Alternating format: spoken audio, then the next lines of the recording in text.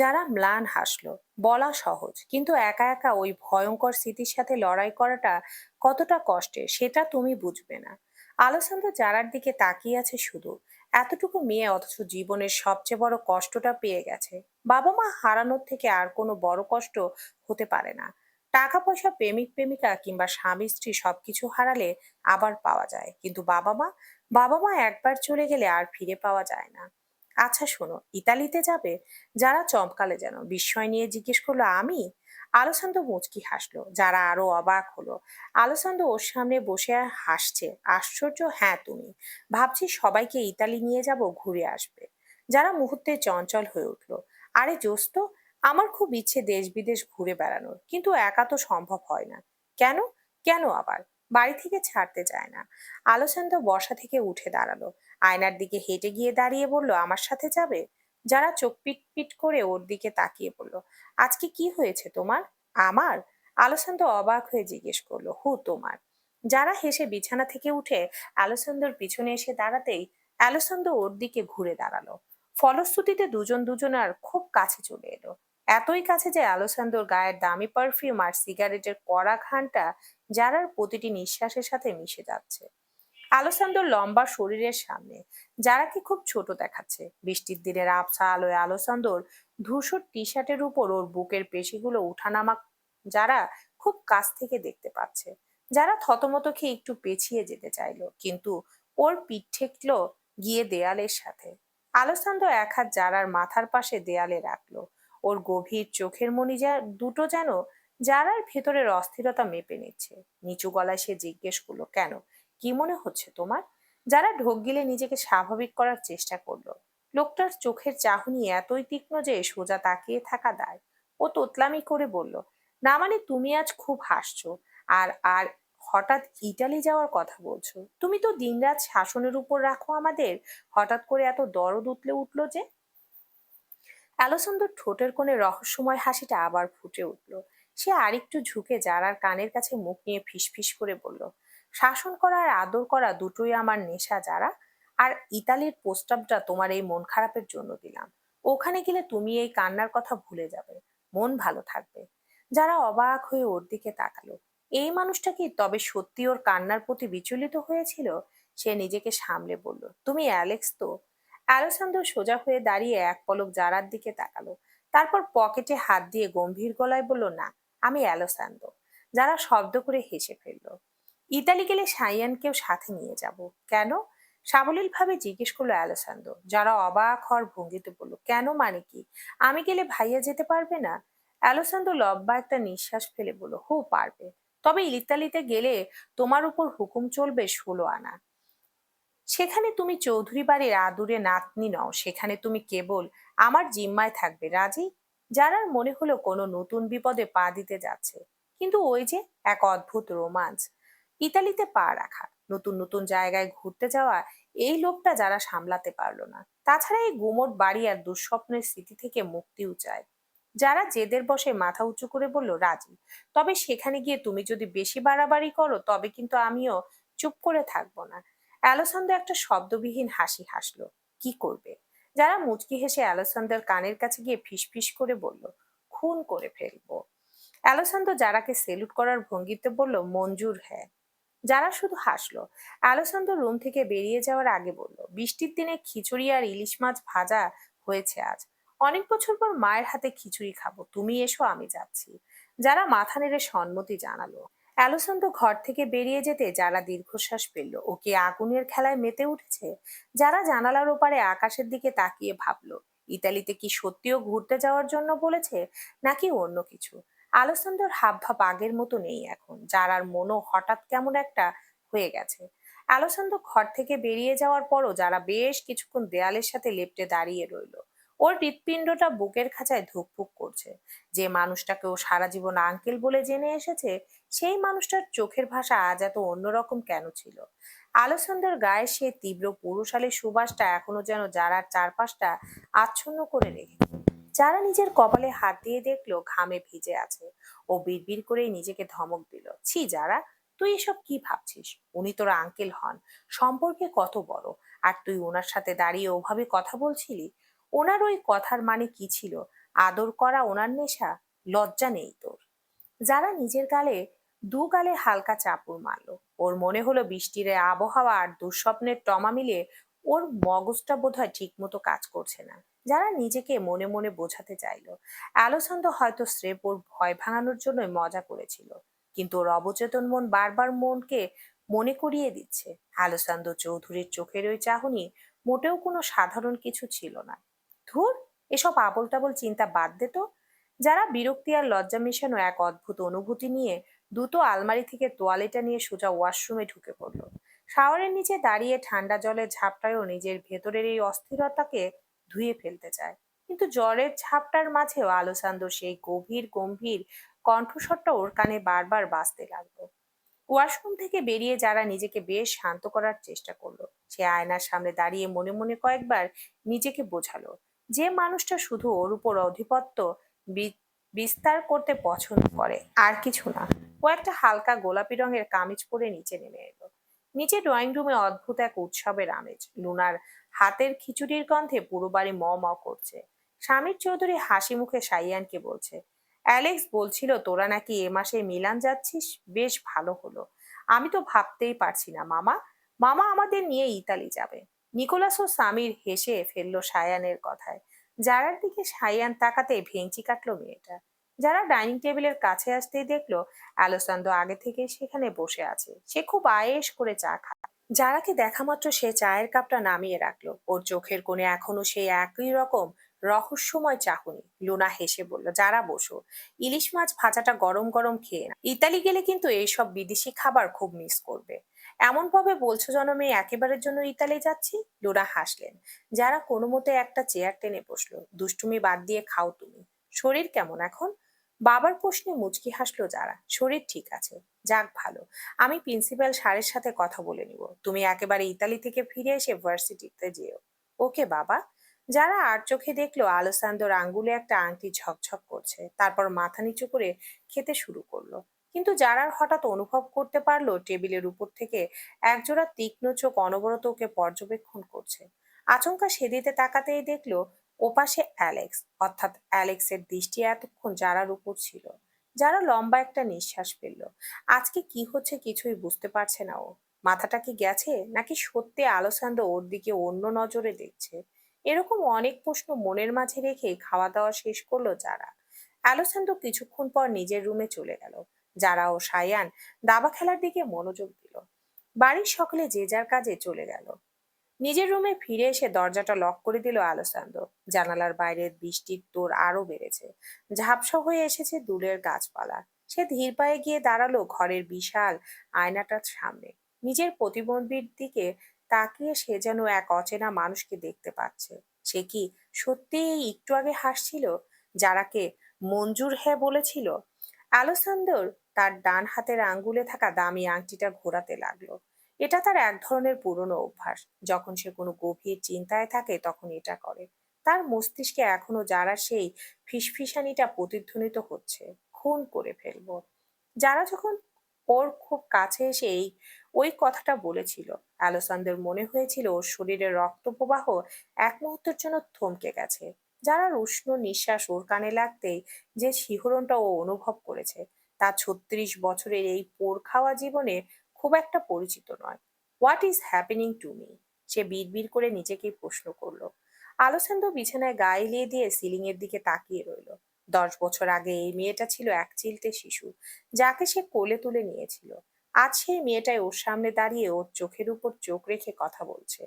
যারার ওই মুখ অবাধ্য চাহনি সবকিছু কেন জানি ওকে চুম্বকের মতো টানছে। মনস্তান্ত্রিক ভাবে আলেসান্দ্রো জানে এটা ভুল। সম্পর্কে যারা ওর ভাতিজি, সমাজের চোখে পরিবারের চোখে সে একজন অভিভাবক, কিন্তু মিলানের আন্ডারওয়ার্ল্ডে সে আলেসান্দ্রোর রাজত্ব করে। সে কোনো নিয়ম মানে না, সেখানে সেই আইন। আর আজ তার সেই বিদ্রোহ সত্তাটা বারবার মাথাচাড়া দিয়ে উঠেছে। সে অনুভব করছে যারার প্রতি তার এই টানটা কেবল মায়া বা দায়িত্ব নয়, এটা তার চেয়েও গভীর, আরো অন্ধকার কিছু। সে যারাকে কেবল শাসন করতে চায় না, সে যারাকে নিজের করে পেতে চায়। যারা যখন অন্য কারোর সাথে কথা বলে বা সাইয়ানকে নিয়ে মাতামাতি করে, তখন আলোসান্দর ভেতরে এক ধরনের চাপা হিংসতা কাজ করে। এই অধিকার বোধটাই কি তবে ভালোবাসা, নাকি কোনো আদিম লালসা? নো, ও এখনো ছোট। এটা অসম্ভব। আলোচন্দ নিজেকে বোঝানোর চেষ্টা করলো, কিন্তু তখনই ওর মনে পড়ে গেল শ্যামলীর কথা। শ্যামলী ওকে বিশ্বাস করতে শিখিয়েছিল, তারপর সেই বিশ্বাসের পিঠে ছুরি মেরে চলে গেছে।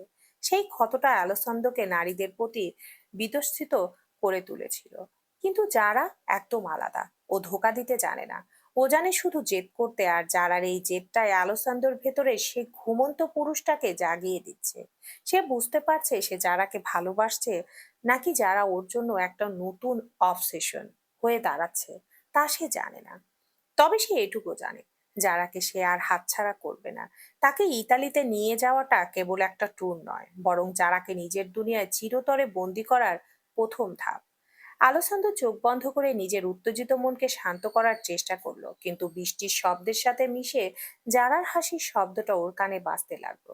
এই প্রথম মাফিয়া ডন আলোচন্দ্র বুঝতে পারলো পুরো মিলান শহর জয় করা সহজ হতে পারে, কিন্তু এক জেদি মেয়ের মন জয় করা পৃথিবীর সবচেয়ে কঠিন কাজ হতে চলেছে। বিকাল গড়িয়ে সন্ধ্যা নামলো, বৃষ্টির তেজ কমলেও আকাশ এখনো গুমোট হয়ে আছে। যারা আর সাইয়ানের দাবা খেলা বেশ জমে উঠেছে। বলতে গেলে আজ সারাদিন দুজনে দাবাতে মগ্ন ছিল। যদিও সকালবেলা কিছুক্ষণ খেলার পর বিরতি দিয়েছিল, তারপর আবার একটু আগে শুরু করেছিল। এদিকে সাইয়ান বারবার হেরে গিয়ে মুখ কালো করে আছে। কিরে ভাইয়া, তোর মুখটা এমন লাগছে কেন? যারা যেন খোঁচা মারার জন্যই বলল কথাটা। সাইয়ান ভেঙচি কাটলো। আজকে তোর গুড লাক, কালকে আমার হবে। একদিন হেরেছি বলে সবসময় তো হারবো না। হুঁ। যারা শব্দ করে হেসে উঠল। দুই ভাই বোন আরো কিছু সময় দাবা খেলায় ব্যস্ত রইল। দাবা খেলা শেষে যারা যখন নিজের রুমের দিকে যাচ্ছিল, তখন দেখলো অ্যালোসান্দোর পার্সোনাল সেক্রেটারি সাফায়েত কিছু ফাইল নিয়ে উপরতলায় উঠছে। লোকটা সবসময় ছায়ার মতো অ্যালোসান্দোর সব কাজে, কিন্তু কথা বলে খুব কম। বাংলাদেশে অ্যালোসান্দোর সকল কাজকর্মের দেখাশোনা সাফায়েতই করে। যারা তার ঘরের দরজার কাছে পৌঁছাতেই দেখলো অ্যালোসান্দো করিডোরে দাঁড়িয়ে সাফায়েতের সাথে কথা বলছে। সাফায়েতের ফাইলটা এগিয়ে দিয়ে বলল, স্যার, অ্যানজো ইটালি থেকে কনফার্ম করেছে আপনার পেন্ট হাউস আর স্যান্ডিনিয়ার রিসর্ট দুটোই প্রস্তুত, আর ম্যাডামদের ভিসার কাজও কালকের মধ্যে হয়ে যাবে। অ্যালোসান্ড্রো ফাইলটা হাতে নিয়ে স্রেফ একবার মাথা নাড়ল। সাফায়েত চলে যেতেই সে দেখলো যারা ওর দরজার সামনে দাঁড়িয়ে ওদের কথা শুনছে। অ্যালোসান্দ্রোর ঠোঁটে বাঁকা হাসি ফুটে উঠল। সে ধীর পায়ে জারার দিকে এগিয়ে এলো। যারা পালানোর চেষ্টা করলো না, বরং বুক ফুলিয়ে দাঁড়িয়ে রইল। ভিসা রেডি হয়ে গেছে নাকি? যারা স্বাভাবিকভাবেই জিজ্ঞেস করলো। আগামীকালের মধ্যে হয়ে যাবে। তা হঠাৎ ভিসার খবর নিচ্ছ কেন? যারা যাওয়ার জন্য খুব বেশি তারা অনুভব করছো? আলোচন্দ্র জারার খুব কাছে এসে দাঁড়ালো। করিডর টিমটিমে আলোয় ওর চোখ দুটোকে আজ আরো বেশি রহস্যময় মনে হচ্ছে। যারা একটু তাচ্ছিল্য ভরে বলল, তারা আমার নেই, মনে হচ্ছে তারা তোমার। ইতালিতে কি কোনো বিশেষ আয়োজন করে রেখেছো আমার জন্য? আলোচন্দ্র পকেটে হাত দিয়ে যারার চোখের গভীরে তাকিয়ে বলল, আয়োজন অনেক আছে যারা, তবে সেগুলো দেখার জন্য তোমার সহ্য শক্তি বাড়ানো দরকার। ইতালিতে আকাশটা অনেক নীল, কিন্তু তার নিচের অন্ধকারটা গভীর। যারা ওর কথাগুলো মানে বুঝলো না। সে শুধু বলল, আমি অন্ধকার ভয় পাই না, আমার অভ্যাস আছে। অভ্যাস বদলে যাবে যারা, আলোচন্দ্র নিচু স্বরে বলল। সেখানে তুমি যখন আমার পেন্ট হাউসের বারান্দায় দাঁড়িয়ে পুরো মিলান শহরটা দেখবে, তখন বুঝবে এই জগৎটা কত ছোট। যারা কিছু বলতে চাইলো, কিন্তু আলোচন্দ্র আচমকা ওর কপালে এসে পড়া একটা অবাধ্য চুল নিজের আঙ্গুল দিয়ে সরিয়ে দিল। ওর আঙ্গুলের স্পর্শে যারা অদ্ভুত এক শিহরণ অনুভব করলো। আচ্ছা, দেখা যাবে। আলোচন্দ্র জলার কানের কাছে মুখ নিয়ে ফিসফিস করে বলল, ঠিক আছে। আলোচন্দ্র আর এক মুহূর্ত দাঁড়ালো না, নিজের রুমের দিকে চলে গেল। যারাও ধীর পায়ে নিজের রুমের দিকে এগিয়ে গেল। নিজের রুমের ভেতরে ঢুকে দরজাটা লক করে দিয়ে ওখানেই পিঠ ঠেকিয়ে দাঁড়িয়ে রইল। ওর মনে হচ্ছে এই ইতালি ভ্রমণ কেবল আনন্দ করার জন্য নয়, এর পিছনে লুকিয়ে আছে আলোসান্দোর কোনো বিশাল পরিকল্পনা। অ্যালেক্স কি কোনোভাবে যারাকে পছন্দ করে? প্রশ্নটা মনে আসতেই বিরক্তিতে চোখ মুখ কুঁচকে ফেললো মেয়েটি। এটা কখনো সম্ভব? লম্বা একটা নিঃশ্বাস ফেলে নিজেকে শাসালো যারা। হুট করে যারার নজর গেল ওর পড়ার টেবিলের উপর থাকা সেই পালস মিটারটার দিকে। ওটা এখনো আলোসান্দর সার্ভারের সাথে কানেক্টেড। যারা রাগে ওটা খুলে ড্রয়ারে রেখে দিল, কিন্তু ওর মনে হলো মিটারটা খুললেও আলোসান্দের অদৃশ্য নজর থেকে ও মনে হয় মুক্তি পাবে না। আলোসান্দ তাকে পছন্দ করুক আর না করুক, কিন্তু নিয়ন্ত্রণ করতে চায়। এটা হয়তো আলোসান্দের স্বভাবসুলভ আচরণ। দীর্ঘশ্বাস ছাড়লো যারা, তারপর চুপচাপ বিছানায় শরীর এলিয়ে দিল। রাত গভীর। বৃষ্টির ঝমঝম শব্দ এখন অনেকটা স্তম্ভিত হয়ে এসেছে। জানালার কার্নিশ বেয়ে টুপটাপ জল পড়ার শব্দ পাওয়া যাচ্ছে। সারা বাড়ি এখন গভীর ঘুমে আচ্ছন্ন। নিকোলাস আর জারার মা নিজেদের রুমে বসে আলাপ করছেন। নিকোলাস জানালার ধারে দাঁড়িয়ে বাইরের অন্ধকারের দিকে তাকিয়েছিল এতক্ষণ। মাত্র এসে বিছানায় বসলেন। তার চোখে মুখে এক ধরনের চিন্তার রেখা। জারার মা বিছানায় বসে একটা পাতলা চাদর গায়ে নিলেন। নিকোলাসের এই কুমোট ভাবটা তার চোখ এড়ায়নি। তিনি নরম গলায় জিজ্ঞেস করলেন, কি ভাবছো এত? যারা সায়ান তো ইতালি যাচ্ছে বলে খুব খুশি, তুমি কি ওদের নিয়ে চিন্তা করছো? নিকোলাস দীর্ঘশ্বাস ফেলে স্ত্রীর দিকে ফিরলেন। চিন্তা ঠিক নয়, তবে একটা চাপ আর শঙ্কা কাজ করছে। অ্যালেক্স যে হুট করে ওদের সবাইকে নিয়ে যাওয়ার সিদ্ধান্ত নিল, সেটা কি কেবল ঘোরার জন্য? তুমি ওর আচরণ খেয়াল করেছো? অ্যালেক্সের স্বভাবের সাথে এটা যাচ্ছে না। জারার মা একটু থেমে বললেন, বাড়ির সকালে থেকে যা শুনেছি তাতে অ্যালেক্স তো ছোটবেলা থেকে একটু গম্ভীর আর জেদি। তবে এবার ফিরে আসার পর ওকে কেন জানি আরো বেশি রহস্যময় মনে হচ্ছে। কিন্তু ও তো সাইয়ানের মামা, আর যারারও সম্পর্কে চাচা হয়। ও তো নিশ্চয়ই ওদের খারাপ চাইবে না। নিকোলাস মাথা নাড়লেন। আমি সেই কথা বলিনি। অ্যালেক্স কখনো ওদের খারাপ চাইবে না। তবে আমার কেন জানি মনে হয় অ্যালেক্সের চোখের দৃষ্টিতে যারার জন্য অন্য কোনো অর্থ লুকিয়ে আছে। জারার মা শিউরে উঠলেন, এসব তুমি কি বলছো? যারা ওর ভাতিজি, আর কত ছোট। আর যারা ওকে বাঘের মতো ভয় পায়। আমি এসব জানি। একটু থেমে আবারও দৃঢ় গলায় বললেন নিকোলাস, কিন্তু আমি ওর চোখে এক ধরনের পজিটিভনেস দেখেছি। বিশেষ করে যারা যখন হাসে বা সাইয়ানের সাথে কথা বলে, অ্যালেক্সের চোয়াল শক্ত হয়ে যায়। এই যে ও যারাকে নিজের জিম্মায় ইতালিতে নিয়ে যেতে চাচ্ছে, এটা কি নর্মাল? যারার মা চিন্তিত হয়ে পড়লেন। তিনি নিকোলাসের হাতটা ধরে বললেন, তাহলে কি আমরা যারাকে যেতে বারণ করব? এখন বারণ করার কোনো পথ নেই। সায়ান যারা খুব খুশি এই ট্যুর নিয়ে। বাবা মাও মতামত দিয়েছেন।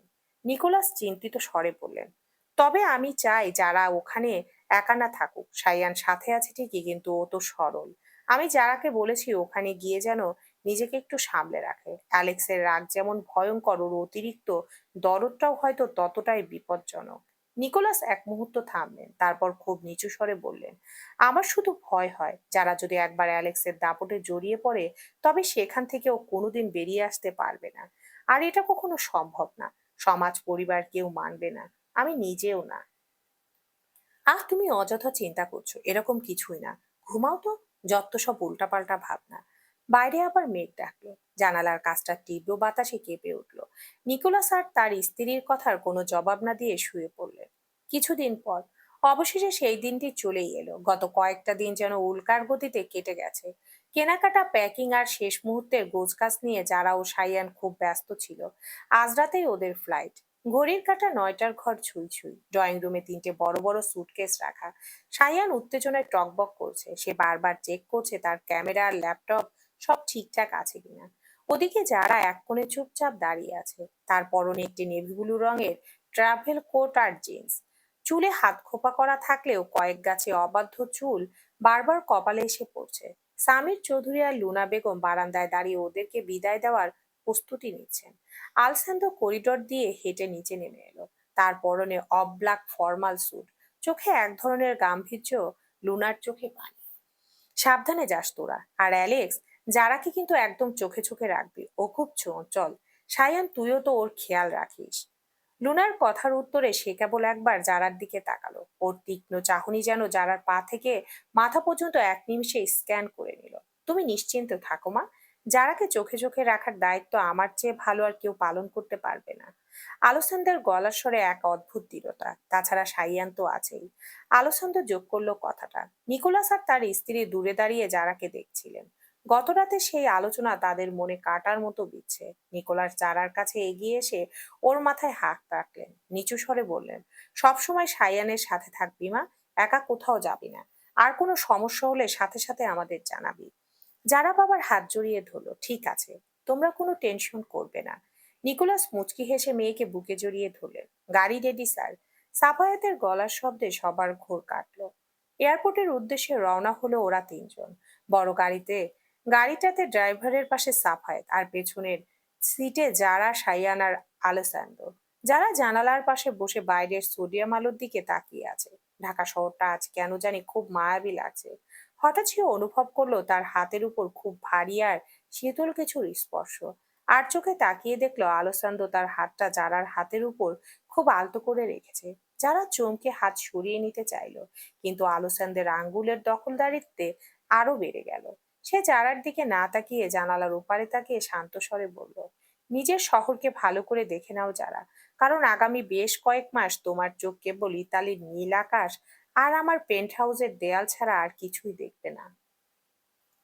কয়েক মাস, কয়েকদিন বলো। আলসান্তো মুচকি হেসে মাথা নেড়ে সম্মতি জানালো কেবল। সায়ান এদিকে মোবাইলে ইতালির ম্যাপ দেখায় ব্যস্ত। কোনো এক অজানা কারণে যারা আর হাত সরানোর চেষ্টা করলো না। কিছুক্ষণ পর এয়ারপোর্টের উজ্জ্বল আলোর নিচে দাঁড়িয়ে যখন ইমিগ্রেশনের দিকে এগোচ্ছে যারা, সাইয়ান ও আলোসান্দো। ফ্লাইটের অ্যানাউন্সমেন্ট কানে আসতে আলোসান্দো যারার কানের কাছে মুখ নিয়ে ফিসফিস করে বলল, ওয়েলকাম টু মাই ওয়ার্ল্ড যারা। পুরো ফার্স্ট ক্লাস কেবিনে এক অদ্ভুত পিনপতন নিস্তব্ধতা ছেয়ে আছে। যাত্রীর সংখ্যা তুলনামূলক কম, তাই পরিবেশটা বেশ নির্জন। কেবিনে মৃদু নীলচে আলোয় সবকিছু কেমন মায়াবী মনে হচ্ছে। সাইয়ান পাশের সিটে হেডফোন কানে দিয়ে অনেক আগে গভীর ঘুমে আচ্ছন্ন। জানালার বাইরে মেঘের বিশাল রাজ্য, আর তার উপর উপচে পড়েছে রূপালী চাঁদের আলো। যারা মন্ত্রমুগ্ধের মতো সেদিকে তাকিয়ে আছে, মনে হচ্ছে সে বাস্তব পৃথিবী থেকে বিচ্ছিন্ন হয়ে অন্য কোনো গ্রহে চলে যাচ্ছে। হঠাৎ যারা অনুভব করলো তার শরীরে খুব কাছে কারো অস্তিত্ব। সুতীব্র পারফিউম আর পরিচিত ঘ্রাণ নাকে আসতে ও আড়ষ্ট হয়ে গেল। যারা দেখলো আলোসান্তো তার খুব কাছাকাছি ঝুঁকে এসেছে, সে কিছু বলল না, শুধু খুব শান্ত হাতে যারা ঢিলে হয়ে যাওয়া সিট বেল্টটা টেনে ঠিক করে দিচ্ছে। আলোসান্দোর আঙ্গুলগুলো জালার কোমরের খুব কাছে দিয়ে যাচ্ছে, যার ফলে যারার শরীরের ভিতর এক ধরনের মৃদু কম্পন তৈরি হচ্ছে। বেলটা লকিং করার ক্লিক শব্দে যারার ঘোল কাটলো। সে সরাসরি আলেসান্দ্রের চোখের দিকে তাকালো, এত কাছে যে আলেসান্দ্রের চোখের মনি গভীরে নিজের প্রতিচ্ছবি দেখতে পাচ্ছে যারা। বেলটা আলগা ছিল। আকাশের এখন টার্বুলেন্স শুরু হতে পারে, সাবধানে থাকা ভালো, খুব নিচু স্বরে বলল আলেসান্দ্র। সে সোজা হয়ে না বসে যারার সিটের হাতলে হাত রেখে ওর দিকে ঝুঁকেই রইল। যারা আর নিজেকে সামলাতে পারলো না, বুকের ভেতর জমানো প্রশ্নটা করেই ফেলল, কেন? কেন আমাকে নিয়ে তোমার এত জেদ?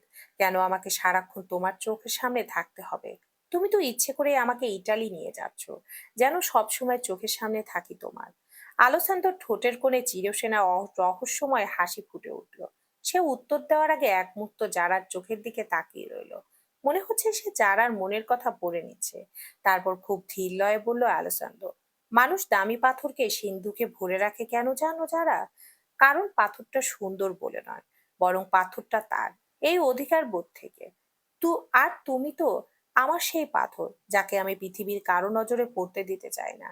যারা ভুরু কুঁচকে বলল, আমি কোনো জড় পদার্থ নেই যে তুমি সিন্ধুকে ভরে রাখবে, আমার নিজস্ব জীবন আছে। অ্যালোসান্দ্রো জারার খুব কাছে মুখ নিয়ে এলো। ওর উষ্ণ নিঃশ্বাস জারার কপালে লাগছে। সে ফিসফিস করে বলল, তোমার জীবনটা এখন থেকে আমার সাথে আষ্টে পিষ্টে জড়িয়ে গেছে যারা। কেন আমার এত জেদ, তা যদি সত্যিই জানতে চাও। যারা যেন আগে থেকেই নিজেকে এসবের জন্য প্রস্তুত করে রেখেছে, তাই কোনো দ্বিধা ছাড়াই বলল, হ্যাঁ, জানতে চাই, বলো অ্যালেক্স। তবে শোনো, আমি অন্ধকারে থাকতে ভালোবাসি, আর তুমি হলে সেই আলো যা আমি কোনোদিন ছুঁতে পারিনি। এখন যখন তোমাকে নাগালে পেয়েছি, তখন তোমাকে মুক্তি দেওয়ার প্রশ্নই ওঠে না। আলোসান্দ এক মুহূর্ত থেমে জারার কানে আবারও বলল, বুঝতে পেরেছো? আগুন নিয়ে খেলতে নেমেছে অ্যালেক্স। পরিমাণ জানো তো? জানি। আগুন নিয়ে খেলার অভ্যাস আছে আমার। তাই নাকি? জারার প্রশ্নের মানে বুঝতে পেরে আলোছন্দ বলল, আগুনটা যদি জারা হয় তবে সেই আগুনে আজীবন আমি পুড়তে রাজি, তবে তাকে অবশ্যই জারা হতে হবে। মুচকি হেসে অন্যদিকে তাকালো যারা। দুজন যেন সম্পর্কের গণ্ডি সামাজিক বাধা ভুলে গেছে। আলোছন্দ নিজের সিটে ফিরে গিয়ে ল্যাপটপটা আবার হাতে নিল। যারা জানালার বাইরে চাঁদের আলোর দিকে তাকিয়ে স্তব্ধ হয়ে রইল। আলোছন্দর কথাগুলো তীরের মতো ওর বুকে বিচ্ছে। সে বুঝতে পারছে না এটা ভালোবাসা নাকি কোনো ভয়ঙ্কর অধিকার বোধ। পুরো ফ্লাইট যারা আর এক মুহূর্তের জন্য চোখ বন্ধ করতে পারলো না। আলোছন্দ সেই কথাগুলো, তোমাকে মুক্তি দেওয়ার প্রশ্নই ওঠে না, ওর মাথায় হ্যামারের মতো বাজতে লাগলো। সে কি সত্যি এক সোনার খাঁচায় বন্দী হতে যাচ্ছে? আর এই খাঁচার চাবিকাঠি কি কোনোদিনও ওর হাতে আসবে? প্রায় 14 ঘন্টা পর মিলান ম্যালপেনোসা এয়ারপোর্টে প্লেনটা ল্যান্ড করলো। ইতালির ভোরের আকাশ এখন ধূসর আর কুয়াশাচ্ছন্ন। যারা ক্লান্ত চোখে জানালার বাইরে তাকালো। রানওয়েতে সারিবদ্ধভাবে দাঁড়িয়ে আছে কালো রঙের 3টি বিশাল এসইউভি। প্রতিটি গাড়ির পাশে কালো স্যুট পরা লম্বা চওড়া কয়েকজন লোক দাঁড়িয়ে আছে, যাদের চোখে সানগ্লাস আর কানে ওয়্যারলেস হেডফোন। কোনো সাধারণ মানুষের আগমনে এরকম পরিবেশ সৃষ্টি হতে পারে সে বিষয়ে সন্দেহ আছে যারা। দেখে মনে হচ্ছে কোনো রাষ্ট্রদূত কিংবা মাফিয়া ডনের জন্য এত আয়োজন। ইমিগ্রেশন আর সিকিউরিটির ঝামেলা আলেসান্দ্রোর উপস্থিতিতে নিমিষেই মিটে গেল। এয়ারপোর্টের ভিআইপি এক্সিট দিয়ে বেরোতেই দেখা গেল অ্যাঞ্জনকে। তার পরনে দীর্ঘ একখানা ওভারকোট, হাতে গ্লাভস। অ্যাঞ্জনকে দেখে আলেসান্দ্রো বুঝতে পারলো কিছু একটা ঠিক নেই। অ্যাঞ্জোর কপালে চিন্তার ভাঁজ, আর সে বারবার চারপাশে তীক্ষ্ণ নজরে তাকাচ্ছে। আলেসান্দ্রোকে কাছে যেতে অ্যাঞ্জো মাথা নিচু করে ইতালিয়ান ভাষায় কিছু একটা বলল। আলেসান্দ্রের চোয়াল মুহূর্তেই শক্ত হয়ে উঠল। তার চোখের মনি দুটো যেন আগুনের পিণ্ড হয়ে জ্বলে উঠল। সে এক পলক জারার দিকে তাকিয়ে অ্যাঞ্জোকে নিচু স্বরে অন্য কোনো ভাষায় জিজ্ঞেস করলো, কবে? অ্যাঞ্জো ছোট করে উত্তর দিল, আজ সকালে। যারা যদিও ভাষাটা বুঝলো না, কিন্তু কিছু একটা হয়েছে সেটুকু বুঝতে পারলো। অ্যালেসান্দ্রো জুতো পায়ে জারার কাছে এসে ওর হাতটা শক্ত করে ধরলো। সায়ান, অ্যাঞ্জোর সাথে পেছনের গাড়িতে ওঠো, যারা আমার সাথে থাকবে। অ্যালেসান্দ্রো আদেশ করার ভঙ্গিতে সায়ান কিছু বলতে গিয়েও অ্যাঞ্জোর গম্ভীর চাহনি দেখে দমে গেল। যারাকে প্রায় টেনে নিয়ে নিজের গাড়ির পেছনের সিটে বসলো অ্যালেসান্দ্রো। গাড়িটা স্টার্ট দিতেই যারা দেখলো বাকি দুটো গাড়ি তাদের আগে পিছে প্রোটেকশন দিয়ে চলতে শুরু করেছে। যারা অস্থির হয়ে জিজ্ঞেস করলো, কি হয়েছে? সায়ান ভাইয়াকে অন্য গাড়িতে পাঠালেন কেন? আলেসান্দ্রো জানালার বাইরে তাকিয়েছিল। সে যারার দিকে না তাকিয়েই বলল, ইতালির বাতাস সবসময় নিরাপদ নয় যারা। মার্কোর কিছু লোক এখনো পাগলা কুকুরের মতো ঘুরে বেড়াচ্ছে। আমি তোমাকে কোনো ঝুঁকি নিতে দিতে পারি না। তেমনই সায়ানকেও বিপদে ফেলতে পারবো না। ওদের টার্গেট আমি। আর এখন তুমি। সায়ান নিরাপদে যাক। হঠাৎ রাস্তা একটা বাঁকে পৌঁছাতেই পেছনের গাড়ি থেকে এনজোর সিগন্যাল এলো। একটা ধূসর রঙের জিপ তাদের অনুসরণ করছে। আলেসান্দ্রো দ্রুত নিজের কোটের ভেতর থেকে একটা রিভলভার বের করে লোড করলো। ধাতব শব্দের কর্কশ আওয়াজে যারা ভয়ে শিউরে উঠলো। নিচে নামো। সিটের নিচে মাথা নিচু করে বসো যারা। আলেসান্দ্রোর গলার স্বর এখন বরফের মতো শীতল। যারা থরথর করে কাঁপতে কাঁপতে সিটের নিচে মাথা গুঁজে দিল। ঠিক তখনই জানালার কাঁচ চিরে একটা গুলির শব্দ শোনা গেল। যারা চিৎকার দিয়ে নিজের কান চেপে ধরলো। আলেসান্দ্রো এক হাতে যারাকে আগলে ধরলো, আর অন্য হাতে গাড়ির উইন্ডো দিয়ে পাল্টা গুলি চালালো। ঘাবড়াবে না, আমি থাকতে তোমার গায়ে একটা আঁচড়ও লাগবে না।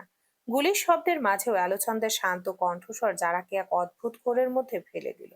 কিছুক্ষণ পর গাড়ির গতি আরো বেড়ে গেল। টায়ারের কর্কশ ঘর্ষণের শব্দ আর ইঞ্জিনের গর্জন মিলিয়ে এক বীভৎস রণক্ষেত্র যেন তৈরি হলো মিলানের রাস্তায়। কয়েক মিনিট পর অ্যাঞ্জো রেডিওতে কনফার্ম করলো যে ধাওয়াকারী গাড়িটিকে তারা রাস্তা থেকে ছিটকে ফেলে দিয়েছে। আলেসান্দ্রো রিভলভারটা আবার লুকিয়ে ফেললো। যারাকে সিট থেকে টেনে তুলে সোজা করে বসালো। যারার মুখ ফ্যাকাশে হয়ে গেছে আর ঠোঁট কাঁপছে। এসব দেখে আলোচন্দ্রর চোখে এক মুহূর্তের জন্য মায়া ফুটে উঠল। সে যারার দুই গালে হাত রেখে খুব ধীরে বলল, ওয়েলকাম টু মিলান যারা। এই রক্ত আর বারুদের গন্ধই আমার পৃথিবী। ভয় পাচ্ছ? যারা বড় বড় চোখে ওর দিকে তাকিয়ে রইল। সে বুঝতে পারলো বাংলাদেশে আলেসান্দ্রো যা ছিল, ইটালিতে সে তার চেয়ে আরো হাজার গুণ বেশি ভয়ঙ্কর। আর এই ভয়ঙ্কর মানুষটার সাথে তার জীবন এখন এমন এক শুধুই বাধা পড়ে যাচ্ছে। যারা কিছু বলতে পারলো না, জ্ঞান হারিয়ে ফেললো। বাংলাদেশে এখন মিষ্টি রোদে মাখা এক সতেজ সকাল। চৌধুরী ভিড়ার ডাইনিং টেবিলে আজ বেশ নীরবতা বিরাজ করছে। যারা সাইয়ান চলে যাওয়ায় বাড়িটা যেন একটু বেশি ফাঁকা লাগছে। আদিল দুহাতে নাস্তা শেষ করছে। পরনে হালকা নীল রঙের ফরমাল শার্ট। চোখে মুখে অফিসের কাজের ব্যস্ততা। লুনার হাতের গরম কফিটা এক চুমুকে শেষ করে ঘড়ির দিকে তাকালো সে। আজ অফিসে খুব গুরুত্বপূর্ণ একটা প্রেজেন্টেশন আছে। দাদি, আমি বেরোচ্ছি, ফিরতে রাত হতে পারে। আদিল ল্যাপটপ ব্যাগটা কাঁধে নিতে নিতে বলল। সামির চৌধুরী পত্রিকা থেকে চোখ সরিয়ে বললেন, সাবধানে যাস। আর সায়ানদের কোনো খবর পেলি? ওরা পৌঁছেছে বাবা, তবে আঙ্কেল বলল নেটওয়ার্কের একটু সমস্যা, পরে কথা বলবে। আদিল খুব একটা পাত্তা না দিয়ে বেরিয়ে গেল। সে জানে অ্যালেক্স সাথে থাকলে টেনশনের কিছু নেই। অফিসে ঢুকতে এসির ঠান্ডা বাতাস আর কিবোর্ডের খটখট শব্দে আদিল নিজের চিরচেনা পরিবেশে ফিরে এলো। সে চৌধুরী গ্রুপের আইটি সেকশনের হেড। নিজের কেবিনের দিকে যাওয়ার সময় দেখলো গত সপ্তাহে জয়েন করা নতুন ইন্টার্ন মেয়েটিকে, যার নাম রিয়া। সে আদিলের ডেস্কের সামনে ফাইল হাতে দাঁড়িয়ে আছে। রিয়ার পরনে একটা সাদা সালোয়ার কামিজ, কাঁধে হালকা ওড়না। খুব সাদামাটা সাজলেও মেয়েটা মায়াবী। চোখ দুটো আদিলকে বারবার বিচলিত করে। রিয়াকে দেখার পর থেকে আদিলের কাজের মনোযোগ কেমন জানি একটু নড়ে চলে যায়। গুড মর্নিং স্যার, এই রিপোর্টের কপিগুলো কি চেক করে দেবে? রিয়া খুব মিষ্টি গলায় হাসলো। আদিল কেবিনে ঢুকে চেয়ারে বসতে বসতে বলল, আরে রিয়া, আপনি এত সকালে, আসুন ভেতরে। রিয়া ভেতরে এসে ফাইলটা টেবিলের উপর রাখলো। আদিল ফাইলটা পড়ার ভান করলেও তার চোখ বারবার রিয়ার দিকে যাচ্ছিল। রিয়া খুব মনোযোগ দিয়ে প্রেজেন্টেশনের স্লাইডগুলো গুছিয়ে দিচ্ছিল। দুজনের মধ্যে খুব একটা কথা হয় না, কিন্তু এই যে কাছাকাছি থাকা, মাঝে মাঝে হাত লেগে যাওয়া কিংবা চোখাচুকি, এতেই যেন এক অদ্ভুত অনুভূতির জন্ম হচ্ছে। অফিসের কলিগরা রসিকতা করে কিছুমিছু বললেও আদিল মনে মনে জানে রিয়ার প্রতি সে একটু বেশিই দুর্বল হয়ে পড়েছে। স্যার, সবকিছু ঠিক আছে? রিয়া খুব আলতো স্বরে জিজ্ঞেস করলো। আদিল রিয়ার চোখের দিকে তাকিয়ে একটু মুচকি হেসে বলল, সবকিছু ঠিক আছে। রিয়া স্বস্তির নিঃশ্বাস ফেলল। Okay sir. রিয়া কাজ শেষ হওয়াতে রুম থেকে বেরিয়ে যাওয়ার জন্য দরজার দিকে যাচ্ছিল, তখন আদিল হঠাৎ ডাকলো, মিস রিয়া। রিয়া ঘুরে দাঁড়ালো। আদিল একটু ইতস্তত করে বলল, আজ সন্ধ্যায় কি একটু সময় হবে? প্রেজেন্টেশন সাকসেসফুল হলে আপনার সাথে একটা সেলিব্রেশন পাওনা থাকলো। রিয়া কিছু না বলে শুধু মাথা নেড়ে একটা লাজুক হাসি দিয়ে বেরিয়ে গেল। আদিল নিজের মনেই হাসলো। সায়ান পেছনের গাড়িতে একা বসে আছে, তার মাথার ভিতর হাজারটা প্রশ্ন ঘুরপাক খাচ্ছে। এয়ারপোর্টে নামার পর থেকে সব কেমন উলটপালট মনে হচ্ছে। যে মামাকে সে সারা জীবন এক সফল ব্যবসায়ী হিসেবে জেনে এসেছে, তার চারপাশে এত অস্ত্রধারী লোক আর এমন কঠোর নিরাপত্তা কেন? সবচেয়ে বড় কথা, যারাকে কেন আলাদা গাড়িতে করে নিয়ে যাওয়া হলো? গাড়িটা আপন গতিতে মিলানের রাস্তা ধরে এগিয়ে চলেছে। জানালার বাইরে ইতালির স্থাপত্য আর আধুনিকতার মিশেলে দেখা গেল সায়ানের মন তাতে নেই। অনেকক্ষণ চুপ করে থাকার পর ছেলেটা আর নিজেকে সামলাতে পারলো না। সামনের সিটে বসে থাকা গম্ভীর চেহারার এনজোর দিকে তাকিয়ে ইংরেজিতে জিজ্ঞেস করলো, মিস্টার অ্যানজো, আঙ্কেল আর যারা কোথায়? ওরা কি আমাদের পেছনেই আসছে? অ্যানজো আয়নায় একবার সায়ানের দিকে তাকালো। তার চোখে মুখে কোনো ভাবান্তর নেই। সে খুব সংক্ষিপ্ত আর যান্ত্রিক গলায় উত্তর দিল, ইয়েস মিস্টার সায়ান, তারা আসছে। বসের নির্দেশে আপনাকে অন্য রুট দিয়ে নিয়ে যাওয়া হচ্ছে। চিন্তার কিছু নেই, তারা নিরাপদে আছেন। অ্যাঞ্জোর উত্তর সায়ানকে খুব একটা শান্ত করতে পারল না। নিরাপদে আছেন মানে কি? তবে কি তারা কোনো বিপদে ছিল?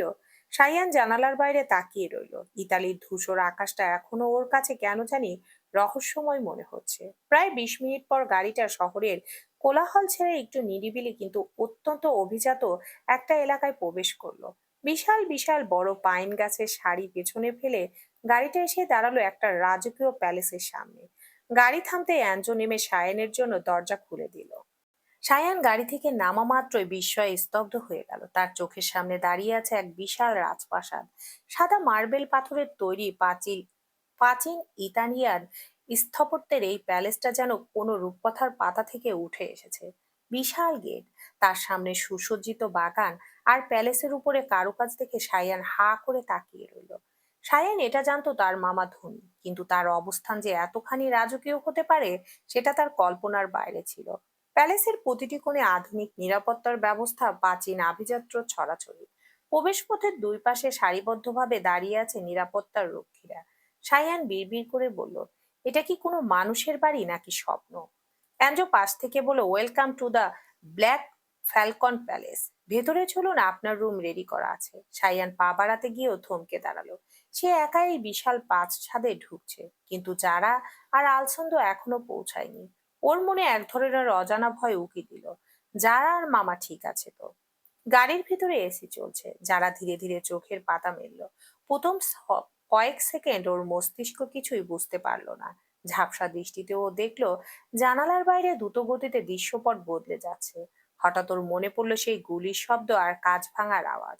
যারা ধরফর করে উঠে বসতে চাইলো, কিন্তু শরীরের উপর একজোড়া শক্ত হাতের স্পর্শ অনুভব করে থমকে গেল। আলোছান্দ খুব কাছেই বসে আছে ওর। যারাকে চোখ মেলতে দেখে ওর ঠোঁটের কোণে বাঁকা হাসি আবার ফুটে উঠল। আলোছন্দ খুব নিচু স্বরে বলল, কি যারা, আর কতবার জ্ঞান হারাবে? এই নিয়ে তো দুবার বেহুশ। জ্ঞান হারিয়ে তুমি ক্লান্ত হও না? যারা থতমত খেয়ে গেল। ও দিশেহারা হয়ে এদিক ওদিক তাকাতে লাগলো। তার মাথায় কেবল সেই বীভৎস লড়াইয়ের দৃশ্য ঘুরছে। যারা বড় বড় চোখে দেখলো সে এখনো গাড়িতে বসে আছে। জানালার বাইরে আকাশটা এখন অনেক বেশি পরিষ্কার, কিন্তু রাস্তাগুলো অন্যরকম লাগছে। যারা অস্থির হয়ে জিজ্ঞেস করলো, আমরা আমরা কি এখনো গাড়িতে? কতক্ষণ ধরে চলছি? আর সাইয়ান ভাইয়া, ও কোথায়? আলোছন্দ যারার অস্থিরতা দেখে আরো একটু কাছে এগিয়ে এলো। সে যারার আতঙ্কিত মুখটার দিকে স্থির নজরে তাকিয়ে থেকে শান্ত গলায় বলল, শান্ত হও যারা। সায়ান প্যালেসে পৌঁছে গেছে, আর আমাদের গাড়িও এখন চলছে, কারণ মাঝপথে রাস্তা পরিবর্তন করতে হয়েছে। মার্কোর কুকুরগুলো মূল রাস্তায় ওত পেতে ছিল, তাই আমাদের নিরাপদ আর একটু দীর্ঘ রাস্তা দিয়ে যেতে হচ্ছে। আরো কিছুক্ষণ লাগবে পৌঁছতে। যারা ঠক গিলল। লোকটার কথা শুনে মনে হচ্ছে রাস্তার ওপাশে মৃত্যু দাঁড়িয়ে থাকাটা খুব সাধারণ একটা ব্যাপার। যারা কাপা গলায় বলল, তুমি কি সবসময় এভাবে চলো? এই গুলি, রক্ত, এসব তোমার রোজকার কাজ?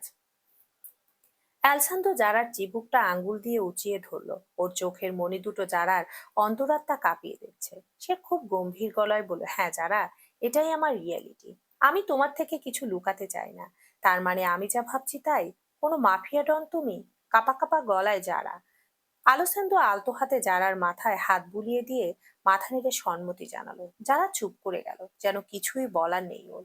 আলোসেন্দো নিজের হাত সরিয়ে নিয়ে আবার সামনের দিকে তাকালো। যারার একটু সময় দরকার। গাড়িটা এখন শহরের ভিড় ছেড়ে পাহাড়ের কোল ঘেঁষে তৈরি এক নির্জন হাইওয়ের দিকে মোড় নিল। যারা জানালার কাছ দিয়ে বাইরে তাকালো। পাহাড় আর সমুদ্রের মাঝখান দিয়ে চলা এই রাস্তাটা যতটা সুন্দর, তার চেয়ে বেশি ভয়ানক মনে হচ্ছে ওর কাছে। ঘন্টাখানিক পর যারা ও আলেসান্দ্রো ব্ল্যাক ফ্যালকন প্যালেসে পৌঁছে গেল। প্যালেসে পৌঁছে নিজের জন্য বরাদ্দকৃত রুমে ঢুকেই দরজা আটকে দিল সে। অ্যালেসান্দ্রোর সত্যিটা হজম করতে সময় লাগছে ওর। এতদিন মুভি কিংবা গল্প উপন্যাসে মাফিয়া ডনের চরিত্র দেখলেও এই প্রথম কোনো বাস্তব চরিত্র দেখছে সে। সবকিছু যেন অবিশ্বাস এক ব্যাপার। তবে এটাই এখন বিশ্বাস করতে হচ্ছে যারাকে। ডিনারের সময় হয়েছে। ব্ল্যাক ফ্যালকন প্যালেসের ডাইনিং হলটা দেখে যারা ও সায়ানের মনে হচ্ছে তারা কোনো প্রাচীন রাজকীয় মুভির সেটে ঢুকে পড়েছে। বিশাল হলঘরের মাঝখানে রাখা এক দীর্ঘ মেহগুনি কাঠের টেবিল, যার উপর ঝকঝকে রূপোলি থালা বাসন আর দামি ক্রিস্টালের গিলাস সাজানো। ছাদ থেকে ঝুলে থাকা ঝাড়বাতির আলোয় পুরাটা ঘর এক অন্য রূপ নিয়েছে। সায়ানের ঘোর কাটেনি এখনো। সে টেবিলের একপাশে বসে ইতালিয়ান পাস্তা আর রেড মিটের সুগন্ধ নিচ্ছে। কিন্তু জারার ভেতরে এক অস্থিরতা কাজ করছে। সে বসেছে টেবিলের একবারে মাথায়, আলোসন্দর ঠিক ডান পাশে। আলোসন্দর পরনে নেভি ব্লু রঙের সিল্কের শার্ট, বোতামগুলো বুকের কাছে কয়েকটা খোলা, ফলে তাকে আরো বেশি গম্ভীর আর আকর্ষণীয় দেখাচ্ছে। সে খুব ধীর স্থির ভাবে তার প্লেটে খাবার নিচ্ছে। খেতে শুরু করো সাইয়ান। যারা তুমিও।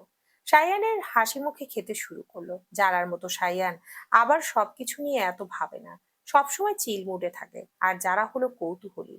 এদিকে যারা কাঁটা চামচ হাতে নিলেও কিছু মুখে দিতে পারলো না। সে চারপাশটা দেখছিল। বিশাল হরগড়ের কোনায় কোনায় অস্ত্রধারী গার্ডরা মূর্তির মতো দাঁড়িয়ে আছে। এটা কি ডিনার টেবিল নাকি কোনো রণক্ষেত্র? সাইয়ান হাসতে হাসতে বলল, মামা, তোমার প্যালেসটা তো জাস্ট মাইন্ড ব্লোয়িং, কিন্তু এখানকার সিকিউরিটি তো দেখে মনে হচ্ছে আমরা কোনো দুর্গের ভেতরে আছি। আলোচন্দ এক চুমুক ওয়াইন নিয়ে শান্ত গলায় বলল, এটা দুর্গই সায়ান। মিলানে আমার শত্রুর অভাব নেই। আর এখন থেকে তোমরাও আমার সাথে থাকছো, তাই তোমাদের নিরাপত্তায় আমার প্রথম কাজ এখন। আলোচন্দ আচমকা জারার দিকে তাকালো। সে টেবিলের উপর দিয়ে জারার হাতের কাছে একটু ঝুঁকে এসে বলল, ডিনারটা শেষ করে নাও, কারণ এরপর তোমাদের এই বাড়ির কিছু নিয়ম কানুন বলে দেব আমি। জারার খাবার গলায় আটকে গেল। সে সরাসরি আলোচন্দর চোখের দিকে তাকিয়ে বলল, নিয়ম মানে? আমি কি এখানে কয়েদি হয়ে এসেছি? আলোচন্দ শব্দ করে হাসলো। হাসিতে ঘরটা যেন কেঁপে উঠল। সে ছুরি দিয়ে মাংসের টুকরো কাটতে কাটতে বলল, কয়েদি কেন হবে? তোমরা তো এই প্রাসাদের অতিথি। তবে মনে রেখো, এই প্যালেসের পশ্চিম দিকের উইনে তোমার যাওয়া সম্পূর্ণ নিষেধ। আর অ্যাঞ্জোবা, আমার পারমিশন ছাড়া তোমরা বাগানের বাইরে এক পাও দিতে পারবে না। এটা তো অন্যায়। আমরা কি ঘুরতেও যেতে পারবো না? সায়ান হতাশাগ্রস্ত কণ্ঠে বলল, এসব নিয়ম আমি মানতে পারবো না। জেদ করে বলল যারা। আলেসন্দ খামা থামিয়ে জারার দিকে স্থির নজরে তাকালো। তার চাহনিটা এতটা শীতল যে তারা জম দমে যেতে বাধ্য হলো। সে খুব নিচু স্বরে বলল, আসার সময় দেখোনি কি হতে পারে? ভুলে গিয়েছো? সেজন্যই বলছি, কথা শুনে চলো। সায়ান অবাক হয়ে দুজনের দিকে তাকাচ্ছে। সে বুঝতে পারছে না মামা কেন জানার উপর এত কড়াকড়ি আর কিসের কথা বলছে। কিন্তু যারার সব মনে পড়ে গেল। সত্যি বলতে তখন যারাও ভয় পেয়েছিল। খাওয়া শেষ হতেই আলেসান্দ্রো উঠে দাঁড়ালো। যারা ও সায়ান চুপচাপ নিজেদের মতো খেতে লাগলো। ঢাকার আকাশে আজ মেঘের আনাগোনা থাকলেও বৃষ্টির দেখা নেই, কেবল ঠান্ডা বাতাস বইছে। অফিসের ব্যস্ততার যেন শেষই নেই।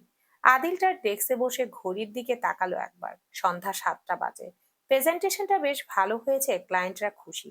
আদিলের মনের ভেতর বেশ ভালো লাগা কাজ করছে। সে সবকিছু গুছিয়ে নিয়ে অফিসের নিচে ক্যাফেটেরিয়ার সংলগ্ন ছোট গার্ডেনটার দিকে পা বাড়ালো। রিয়াকে সেখানেই থাকতে বলেছিল সে। গার্ডেনের এক কোণে ল্যাম্পপোস্টের নিচে দাঁড়িয়েছিল রিয়া। অফিসের ফর্মাল কামিজের উপর একটা পাতলা শাক জড়িয়ে নিয়েছে সে। খোলা চুলগুলো বাতাসে বারবার অবাধ্য হয়ে ওর মুখে এসে পড়ছে। আদিল কয়েক মুহূর্ত থমকে দাঁড়িয়ে রিয়াকে দেখলো। মেয়েটার মধ্যে এক ধরনের সরলতা আছে।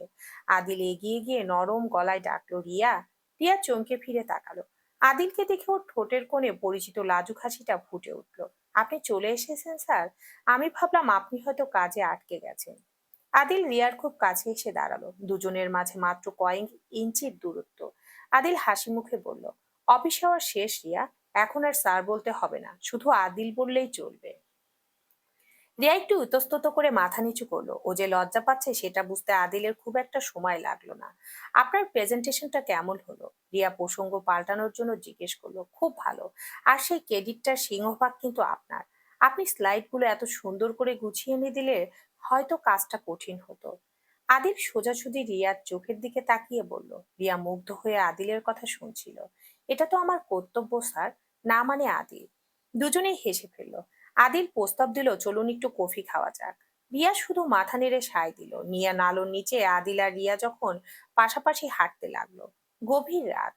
ব্ল্যাক ফ্যালকন প্যালেসের ওয়েস্ট উইংটা যেন এক অভিশপ্ত পুরী। করিডরগুলো নিঝুম। কেবল দেয়ালে ঝোলানো পাঁচির ঝাড়বাতি টিমটিমে আলোয় পরিবেশটা আরো রহস্যময় হয়ে উঠেছে। যারা নিজের রুমের বারান্দায় দাঁড়িয়েছিল, কিন্তু ভেসে আসা এক করুণ পিয়ানোর সুর নড়ে চড়ে উঠল। কে বাজাচ্ছে পিয়ানো? অ্যালেক্স। যারা অনুভব করছে পিয়ানোর সুরটা এত বিষণ্ণ যে মনে হচ্ছে প্রতিটি নোট থেকে রক্ত ঝরছে। যারা পাটিপে টিপে সেই সুর অনুসরণ করে একটি বিশাল হলের সামনে এসে দাঁড়ালো। হলের মাঝখানে রাখা গ্র্যান্ড পিয়ানোটার সামনে বসে আছে আলেসান্দ্রো। তার গায়ে সাদা শার্ট, যার উপরে 3টে বোতাম খোলা। সে দুহাতে পিয়ানোর রিডে ঝড় তুলেছে। পিয়ানোর উপর একটা কাঠের বাক্সটা খোলা। যারা দরজার আড়ালে আর থাকতে পারলো না। সে ধীর পায়ে ভেতরে ঢুকতে আলেসান্দ্রো বাজানো থামিয়ে দিল। না তাকিয়ে ভারী গলায় বলল, নিষেধ করলে সেদিকে তোমার পা আগে চলে, তাই না? যারা যারা উত্তর দিল না। সে এগিয়ে গিয়ে দাঁড়ালো পিয়ানোর পাশে। দেখলো বক্সের ভেতরে একটি মেয়ে আর একটি যুবকের ছবি। যুবকটি আর কেউ নয়, স্বয়ং আলোসান্দ্র। তবে চেহারায় তখন অদ্ভুত অদ্ভুত কমলতা ছিল। যারা নিচু স্বরে জিজ্ঞেস করলো, এটা কে? শ্যামলী? আলোসান্দ্র এক মুহূর্ত স্থির হয়ে রইল। তারপর একটা দীর্ঘ নিঃশ্বাস ফেলে পিয়ানোর উপর রাখা ওয়ানের গ্লাসটায় এক চুমুকে শেষ করলো। সে আজ অন্য দিনের চেয়েও বেশি বিধ্বস্ত। শ্যামলী ছিল আমার আকাশ। যারা আমি অন্ধের মতো তাকে ভালোবেসেছিলাম, কিন্তু সে কি করলো জানো? আমার বন্ধুর সাথে হাত মিলিয়ে আমার পিঠে ছুরি মারলো। আমার বিশ্বাস, আমার ভালোবাসা, সবকিছুকে সে নিলামে তুলে দিয়েছিল। আলোছান্দার গলার স্বরে এক তীব্র যন্ত্রণা ফুটে উঠল। সে উঠে দাঁড়িয়ে জানালার ধারে গিয়ে দাঁড়ালো। যারা স্তব্ধ হয়ে শুনছে। এই দুর্ধর্ষ মানুষটার ভেতরে যে এত বড় একটা ক্ষত লুকিয়ে আছে তা সে কল্পনাও করেনি। এক অজানা মায়া কাজ করলো যারার মনে। সে ধীর পায়ে আলোসান্দর পেছনে গিয়ে দাঁড়ালো। তারপর খুব সাহস করে আলোসান্দর পিঠে নিজের ছোট্ট হাতটা রাখলো। সবাই একরকম হয় না অ্যালেক্স।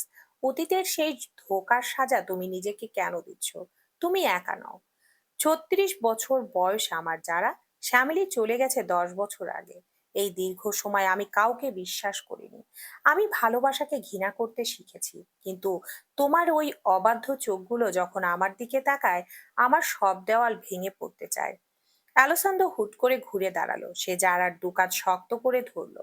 তার চোখ এখন আগুনের মতো জ্বলছে, তবে তার রাগের নয়, এক তীব্র তৃষ্ণার।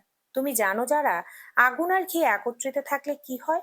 আমি এক দাহ পদার্থ, আর তুমি সেই ঘি যা আমাকে জ্বালিয়ে দিচ্ছে। আলোসান্দোর কথার মানে বুঝেও যারা সরার চেষ্টা করলো না, বরং সে মোহগ্রস্তর মতো আলোসান্দোর চোখের দিকে তাকিয়ে রইল। জ্বলে যাও তাহলে। মুহূর্তে সেই দুর্বলতা তাদের মধ্যকার সব সামাজিক দেয়াল আর সম্পর্কের বাধা চুরমার করে দিল। আলোসান্দো জারাকে পিয়ানোর সাথে চেপে ধরলো। বাতাসে আজ নিষিদ্ধ আকর্ষণ ছড়িয়ে পড়েছে। অ্যালোসান্দের ঠোঁট যারা ঠোঁটের খুব কাছে নেমে এলো। যারা চোখ বন্ধ করে নিল। কামনার আগুনের হলকায় আজ সব নীতিনৈতিকা ভস্মীভূত হয়ে গেল।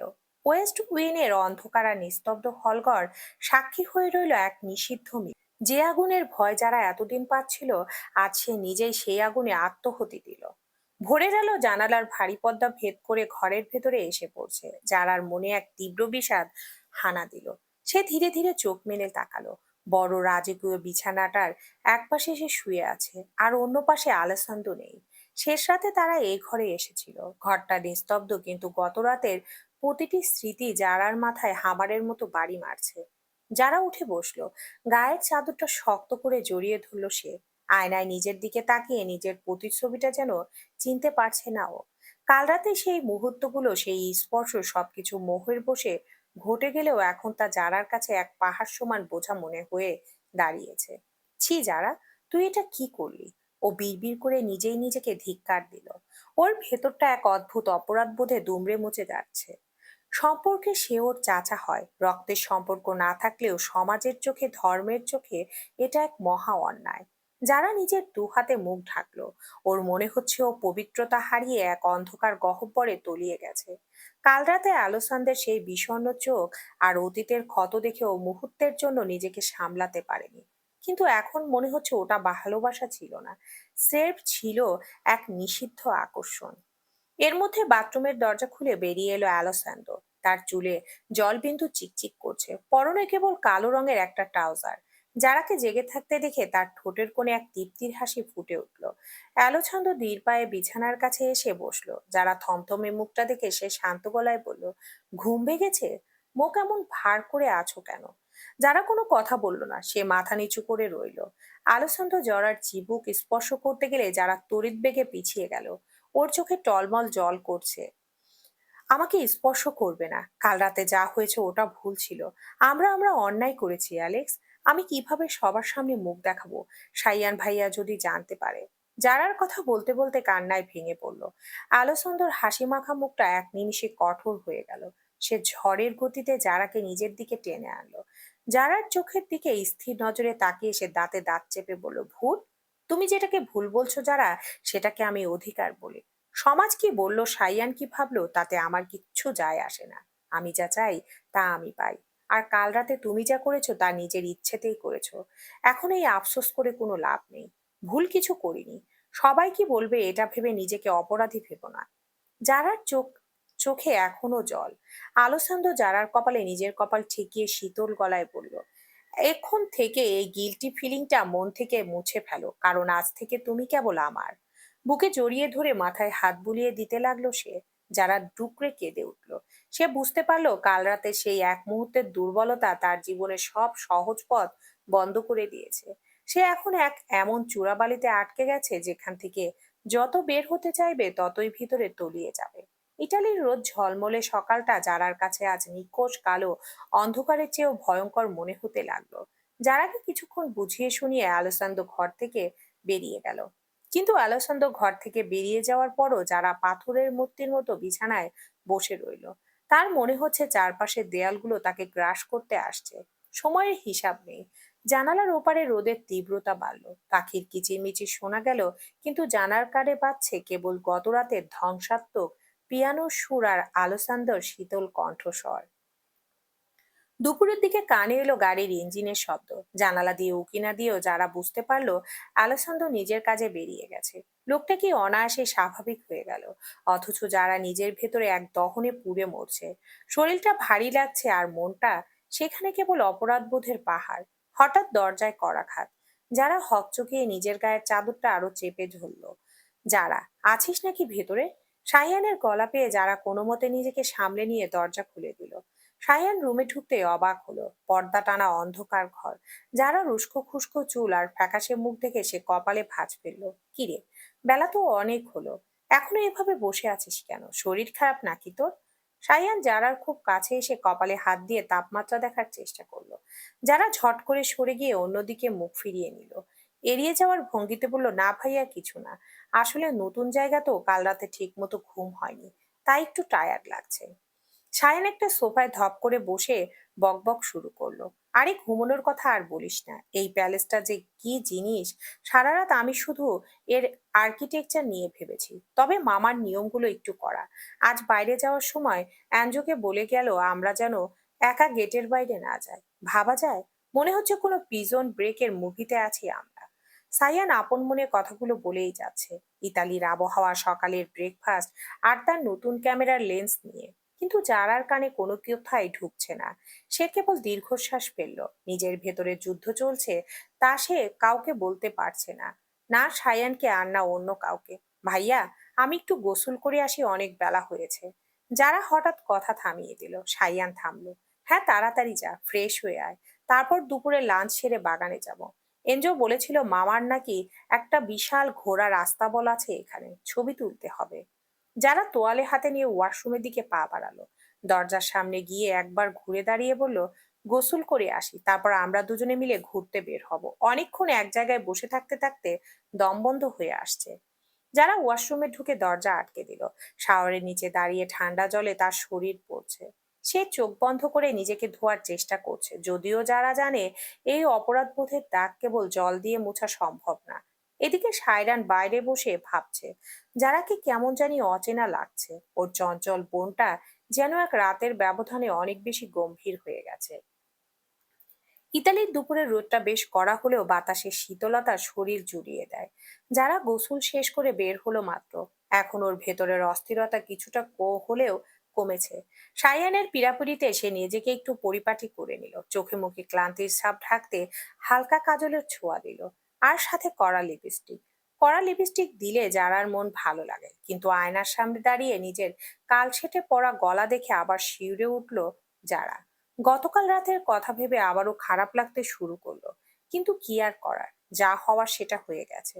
যারাও সাইয়ার নিচে নামতেই দেখতে পেল অ্যাঞ্জো এবং আরো দুজন গার্ড প্রস্তুত হয়ে দাঁড়িয়ে আছে। সাইয়ান কাঁধে ক্যামেরা ঝুলিয়ে বেশ উত্তেজিত। বরাবরই ছবি তুলতে বেশ পছন্দ করে সে। চল যারা, অ্যাঞ্জো বলল। আস্তাবলটা নাকি পাহাড়ের একদম পাদদেশে, জায়গাটা নাকি হ্যাভেন। সায়ান বলতে বলতে হাঁটতে শুরু করলো। বেশি দূরে? যারা জিজ্ঞেস করলো। সায়ান গড়গড়িয়ে বলল, চল। আরে না না, বেশি দূরে না, তুই চল তো আগে। যারা আর কিছু বলল না। প্যালেসের পেছনের বিশাল বাগান পেরিয়ে তারা আস্তাবলের দিকে পৌঁছালো। সেখানে পৌঁছাতে যারা বিস্ময়ে থমকে দাঁড়ালো। কয়েকশো একর জমি জুড়ে সাদা রঙের আস্তাবল। সেখানে পৃথিবীর সবচেয়ে দামি দামি সব ঘোড়া রাখা হয়েছে। সায়ান বিভিন্ন অ্যাঙ্গেল থেকে ছবি তুলতে ব্যস্ত হয়ে পড়ল। যারা একটু দূরে একটা কাঠের বেঞ্চে একা গিয়ে বসলো। অ্যাঞ্জো তার থেকে কয়েক গজ দূরে দাঁড়িয়ে সতর্ক নজরে চারপাশ দেখছে। সাইয়ান এখনো জানে না অ্যালেক্স যে অন্ধকার জগতের সাথে জড়িয়ে আছে। এটা পারি, সবাই জানলে কি হবে। যারা চোখ বন্ধ করে ফেললো। বুক চিরে শুধু দীর্ঘশ্বাস বেরিয়ে আসছে। এদিকে অ্যাঞ্জোর ফোনে একটা মেসেজ টোন বাজলো, কিন্তু অ্যাঞ্জো ফোনটা বের করে দেখার সময় হঠাৎ পাশ থেকে একটা ঘোড়া চিৎকার দিয়ে অবাধ্য হয়ে উঠল। অ্যাঞ্জো ফোনটা ব্রেঞ্চের উপর রাখতে দ্রুত আস্তাবলের ভেতরে ছুটলো ঘোড়াটিকে সামলাতে। যারা অন্যমনস্ক হয়ে বসেছিল। অ্যাঞ্জোর ফেলে যাওয়া ফোনটার স্ক্রিনে এখনো জল জল করছে। কৌতূহল বশত যারা একবার তাকালো, আর তাকাতেই ওর হৃৎপিণ্ড যেন এক মুহূর্তের জন্য থমকে গেল। ফোনটার ডিসপ্লেতে হোয়াটসঅ্যাপে আসা একটা ছবি খোলা। ছবিতে একটি মেয়ে হাসি মুখে কারোর সাথে কফি খাচ্ছে। মেয়েটিকে চিনতে যারার এক সেকেন্ডও সময় লাগলো না। এ তো রিয়া, আদিলের অফিসের সেই নতুন ইন্টার্ন রিয়া, যার কথা আদিল মাঝে মধ্যেই বলতো। কিন্তু রিয়ার ছবি এনজোর ফোনে কেন? যারা কাবা হাতে ফোনটা হাতে তুলে নিল। চ্যাট বক্সটা স্ক্রল করতে ওর চোখ কপালে উঠল। ইতালিয়ান ভাষায় অনেক মেসেজ, যার মাঝে ইংরেজি শব্দগুলো ওর চোখে পড়ল। Target Adil Chowdhury, information leak, final pass. সবচেয়ে ভয়ঙ্কর ছিল নিচের একটি ভয়েস নোটের ট্রান্সক্রিপ্ট, যেখানে লেখা ছিল, আদিল আমার ওপর পুরোপুরি বিশ্বাস করেছে। চৌধুরী গ্রুপের মেন সার্ভারে এক্সেস পাওয়া এখন সময়ের ব্যাপার মাত্র। যারার হাত থেকে মোবাইলটা প্রায় পড়ে যাচ্ছিল, ঠিক সেই মুহূর্তে এনজো ফিরে এলো। যারাকে তার ফোন হাতে দেখে অ্যানজোর চেহারায় এক মুহূর্তের জন্য কাঠিন্য নেমে এলো। সে দ্রুত যারার হাত থেকে ফোনটা ছিনিয়ে নিল। ম্যাডাম, এটা আপনার দেখা উচিত হয়নি। এনজোর গলার স্বর বরফের মতো ঠান্ডা। যারা উঠে দাঁড়িয়ে রাগে এনজোর কলার চেপে ধরতে চাইলো। কে এ মেয়ে? এনজো, আমাকে সত্যি করে বলো, আদিলের সাথে এই মেয়ের ছবি তোমাদের কাছে কেন? ওর সাথে তোমরা কি করেছো? সায়ান ক্যামেরা নামিয়ে দৌড়ে এলো। কি হয়েছে যারা, কি হয়েছে? যারা হাঁপাতে হাঁপাতে বলল, ভাইয়া, আদিল ভাইয়া মহা বিপদে আছে। এই রিয়া নামের মেয়েটা ও সাধারণ কেউ নয়, ও অ্যালেক্সের কোনো চক্রান্তের অংশ। এরা নিশ্চিত কিছু একটা করেছে। অ্যাঞ্জো চারপাশটা একবার দেখে নিল, তারপর দীর্ঘশ্বাস ফেলে খুব নিচু স্বরে বলল, মিস্টার আদিলকে আমরা অনেক আগে থেকে সতর্ক করতে চেয়েছিলাম। রিয়া আসলে ডেমিয়ানের ছোট বোন। ডেমিয়ান ইতালির অন্যতম তাস, যার সাথে বসের ঝামেলা আগে থেকে। আলসন্দো বস 5 বছর আগে ডেমিয়ানের পরিবারকে যেভাবে ধ্বংস করেছিলেন, রিয়া তার বদলা নিতে বাংলাদেশে আদিলের কাছে পৌঁছেছে। রিয়া ডেমিয়ানের পালিত বোন। এনজো একটু থেমে আবারও বলতে লাগলো, বস, যারা ম্যাডামকে এখানে কেন নিয়ে এসেছেন জানেন? কারণ ডেমিয়ানের পরবর্তী টার্গেট হতো যারা। আপনাকে এখানে আটকে রাখার জন্য আনা হয়নি ম্যাডাম, আপনাকে বন্দি করা হয়নি, বরং আপনাকে বাঁচিয়ে রাখা হচ্ছে। যারার পায়ের নিচের মাটি যেন সরে গেল। সে যাকে ভুল ভাবছিল সে আসলে তাকে বিপদের হাত থেকে আড়াল করে রেখেছে। কিন্তু আদিল কি তবে এক ভয়ঙ্কর মরণ ফাঁদে পা দিয়ে ফেলেছে? সায়ান তো কিছু বুঝতে পারছে না, শুধু ফ্যাল করে তাকিয়ে আছে। আদিল ভাইয়াকে এখনই ফোন করতে হবে। সায়ান অস্থির হয়ে বলল। অ্যান্ড্রু মাথা নাড়ল, দরকার নেই। ওখানে নেটওয়ার্ক আর ফোন এখন আমাদের নিয়ন্ত্রণে। বস সবটা হ্যান্ডেল করেছেন তবে। আস্তাবলের শান্ত পরিবেশটা এক নিমিষে অশান্ত হয়ে উঠল। যারার চোখের সামনে রিয়ার হাসি মাখা মুখটা বারবার ভেসে উঠছে। যে মেয়েটার প্রশংসা আদিল ভাইয়া কাল রাতেও ফোনে করেছিল, সে আসলে একটা জ্যান্ত বিষধর সাপ। অ্যাঞ্জু ফোনটা পকেটে পুরে ফেলে যারার দিকে তীক্ষ্ণ নজরে তাকালো। যারা চিৎকার করে উঠল, অ্যাঞ্জু, ডেমিয়ানের বোন আদিল ভাইয়ার আশেপাশে আছে, যদি কিছু করে। তোমরা হাত গুটিয়ে বসে আছো, অ্যালেক্স কি জানে এটা? অ্যাঞ্জু দীর্ঘশ্বাস ফেলে বলল, বস সব জানেন ম্যাডাম। রিয়া যখন প্রথম আদিলের অফিসে পা রাখে তার 1 ঘন্টার মধ্যেই বসের কাছে ওর পুরো বায়োডাটা চলে এসেছিল। বস ইচ্ছে করলে ওকে ওখানেই শেষ করে দিতে পারতেন, কিন্তু তিনি চাইছেন ড্যামিয়ান যাতে মনে করেন তার প্ল্যান সাকসেসফুল হচ্ছে। রিয়াকে টোপ হিসেবে ব্যবহার করে বস আসলে ড্যামিয়ানের গোপন আস্তানাটা খুঁজে বের করতে চাইছেন। যারা স্তম্ভিত হয়ে দাঁড়িয়ে রইল। সাইয়ান পাশ থেকে বলল, তার মানে যারাকে এখানে আনা আমাদের উপর এত কড়াকড়ি সবই কি এই যুদ্ধের অংশ? হ্যাঁ। অ্যান্ড্রু মাথা নাড়ল। বাংলাদেশ থেকে আপনাদের নিরাপত্তা দেওয়া বসের পক্ষে কঠিন হয়ে যাচ্ছিল। ড্যামিয়ানের লোকেরা যারা ম্যাডামকে কিডন্যাপ করার ছক কষেছিল। বস সিদ্ধান্ত নেন যারাকে নিজের চোখের সামনে নিয়ে আসবেন। এখানে এই দুর্গের ভেতরে অন্তত আপনারা নিরাপদ। যারার এবার নিজেকে অপরাধী মনে হতে লাগলো। অ্যালেক্সের অতিরিক্ত শাসন এতদিন ঘৃণা করছিল সে, অথচ অ্যালেক্স আসলে নিজের জীবন বাজি রেখে যারাকে আগলে রেখেছে। অথচ কাল রাতে যারা তাকে অপরাধী হিসেবে দাঁড় করিয়েছে, কিন্তু যারা চেয়েছিল বলেই তো সবকিছু হয়েছিল। সেখানে অ্যালেক্সের ভুলটা কোথায়? যারার ভেতরে আবারও অপরাধ বোধের ঢেউ আছড়ে পড়ল, কিন্তু এবার সেটা অন্যরকম। তার মানে অ্যালেক্স সবসময় আমাদের কথা ভেবেছে। হ্যাঁ ম্যাডাম। অ্যাঞ্জো কথা শেষ করার আগেই দূর থেকে একটা বিকট বিস্ফোরণের শব্দ শোনা গেল। প্যালেসের দিক থেকে কালো ধোঁয়া কুণ্ডলি পাকিয়ে আকাশে উঠছে। অ্যাঞ্জো আর্তনাদ করে বলে উঠল, বস, বস তো এখন ভেতরেই ছিলেন। জানার পৃথিবীটা যেন দুলতে শুরু করলো। যে অপরাধ বোধে সে সকালে ডুবেছিল, এখন তার চেয়েও বড় একটা আতঙ্কে তার বুক ফেটে যাচ্ছে। অ্যালসন্দ প্যালেসে ফিরল কখন? এর মধ্যে পাহাড়ের পাদদেশের নিস্তব্ধতা চিরে অ্যাঞ্জোর ওয়াকিটকি সশব্দে বেজে উঠল। ওপাশ থেকে ইতালিয়ান ভাষায় কেউ একজন আর্তনাদ করে কিছু বলল। অ্যাঞ্জোর ফ্যাকাশে মুখটা মুহূর্তে পাথরের মতো শক্ত হয়ে গেল। কি হয়েছে অ্যাঞ্জো? সাঞ্জো সাইয়ান উৎকণ্ঠা নিয়ে জিজ্ঞেস করলো। প্যালেসের মেন গেটে হামলা হয়েছে, ড্যামিয়ানের লোকেরা ভেতরে ঢুকে পড়েছে, বস একা ওয়েস্ট উইং এ আছেন। অ্যাঞ্জো আর এক মুহূর্ত দেরি করলো না, সে কোমরের রিভলভারটা বের করে লোড করলো। জারার বুকটা ধক করে উঠল। ওয়েস্ট উইং, যেখানে কাল রাতে তারা এক হয়েছিল। সাইয়ান জারার, ম্যাডামকে নিয়ে আস্তাবলের মাটির নিচে বাংকারে ঢুকে যাও, একদম বের হবে না। অ্যাঞ্জো আদেশ দিয়ে অন্য গার্ডদের নিয়ে জিপের দিকে দৌড় দিল। কিন্তু যারা নড়ল না, তার চোখের সামনে ভেসে উঠছে অ্যালেক্সের বিধ্বস্ত মুখ। সে যদি আজ হারিয়ে যায়, যারা কি পারবে নিজেকে ক্ষমা করতে? সায়ান ভাইয়া, আমি বাংকারে যাব না, আমি প্যালেসে যাব। যারা দৌড়াতে শুরু করলো, যারা পাগল হয়েছিস, ওখানে গুলি চলছে। সায়ান পেছন থেকে চিৎকার করলো, কিন্তু যারা তখন হিতাহিত জ্ঞান শূন্য। সে বুঝতে পেরেছে এই অন্ধকার আসক্তির পেছনে যে মানুষটা দাঁড়িয়ে আছে, তাকে ছাড়া যার পৃথিবীটা এখন অর্থহীন। সে কোনো মতো আস্তাবলের একটা ছোট বাইক স্টার্ট দিল। বাইকটা সায়ানের ছবি তোলার জন্য এনেছিল। বাতাস চিরে যারা প্যালেসের দিকে এগোচ্ছে। দূর থেকে গুলি নিরবচ্ছন্ন শব্দ কানে আসছে তার। ধোঁয়ার আকাশে কালো হয়ে যাচ্ছে। যারা বিড়বিড় করে বলতে লাগলো, তোমাকে কিছু হতে দেব না অ্যালেক্স, তুমি আমাকে মুক্তি দিও না, আমিও তোমাকে মুক্তি দেব না। কিছুক্ষণের মধ্যে প্যালেসের দোরগোড়ায় পৌঁছালো যারা। সেখানে পৌঁছাতে যারা দেখলো প্রধান গেটটা ভেঙে চুরমার, চারপাশে রক্তের দাগ আর বারুদের গন্ধ। যারা বাইক ফেলে দৌড়ে ভেতরে ঢুকলো। করিডোর দিয়ে যাওয়ার সময় দেখলো এনজো আর ড্যামিয়ানের লোকদের মধ্যে হাতাহাতি চলছে। যারা কোনো মতে নিজেকে লুকিয়ে ওয়েস্ট উইনের পিয়ানো হলের সামনে পৌঁছালো। হলের দরজাটা আধ খোলা। যারা উকি দিতেই দেখলো অ্যালেক্স পিয়ানোর পাশে হাঁটু গেড়ে বসে আছে। তার শার্টটা লাল হয়ে গেছে। ওর সামনে দাঁড়িয়ে আছে এক দীর্ঘদেহী যুবক। নাম তার ডেমিয়েন। ডেমিয়েনের হাতে গান, যার নলটা সরাসরি অ্যালেক্সের কপালে তাক করা। অ্যালেক্স পিয়ানোর পাশে হাঁটু গেড়ে বসে আছে, তার শার্টটা লাল হয়ে গেছে। ওর সামনে দাঁড়িয়ে আছে এক দীর্ঘদেহী যুবক। নাম তার ড্যামিয়েন। ড্যামিয়েনের হাতে গান, যার নলটা সরাসরি অ্যালেক্সের কপালে তাক করা। যারার বুক ধুকপুক করছে, ভয়ে হাত পা অসাড় হয়ে আসছে। কি হবে এখন? তোর সাম্রাজ্য শেষ অ্যালেক্স। আগে তোকে মারবো, তারপর প্রিয় যারাকেও আমি তোর লাশের পাশে শোয়াবো। সবশেষে বাংলাদেশে গিয়ে তোর পরিবারকেও শেষ করে ফেলবো। ড্যামিয়ান পৈশাচিক হাসিতে ফেটে পড়ল। যারার নিঃশ্বাস বন্ধ হয়ে এলো, কিন্তু অ্যালেক্সের মুখে কোনো ভয় নেই, বরং চিরচেনা রহস্যময় হাসিটা এখনো লেগে আছে ওর ঠোঁটের কোণে। অ্যালেক্স শান্ত গলায় বলল, তোর বোন রিয়া এখন আদিলের হাতের মুঠোয় ডেমিয়ান। তুই আমাকে মারলে রিয়াকেও কবরে যেতে হবে। ডেমিয়ান হাত এক মুহূর্তের জন্য কাঁপলো। রিয়া তার আপন বোন না হলেও মেয়েটাকে সে বোনের মতোই ভালোবাসে। ডেমিয়ানের এই হঠাৎ অন্যমনস্ক হওয়ার সুযোগটাই যারার জন্য যথেষ্ট ছিল। সে দরজার পাশে রাখা একটা ভারী ব্রোঞ্জের মূর্তিকে ধাক্কা দিয়ে ফেলে দিল বিকট শব্দে। ডেমিয়ান চমকে পেছনে তাকাতেই অ্যালেক্স চিতার মতো লাফিয়ে উঠল।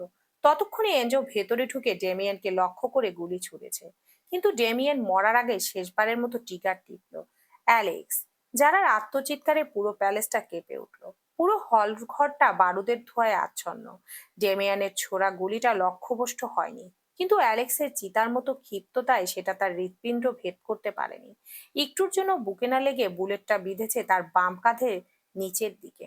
রক্তে ভিজে একাকার হয়ে গেছে সাদা শার্টটা। যারা কোনো কিছুর তোয়াক্কা না করে দৌড়ে গিয়ে অ্যালেক্সকে জাপটে ধরলো। অ্যালেক্স মেঝেতে লুটিয়ে পড়ার আগে যারা ওকে নিজের বুকে মাঝে টেনে নিল।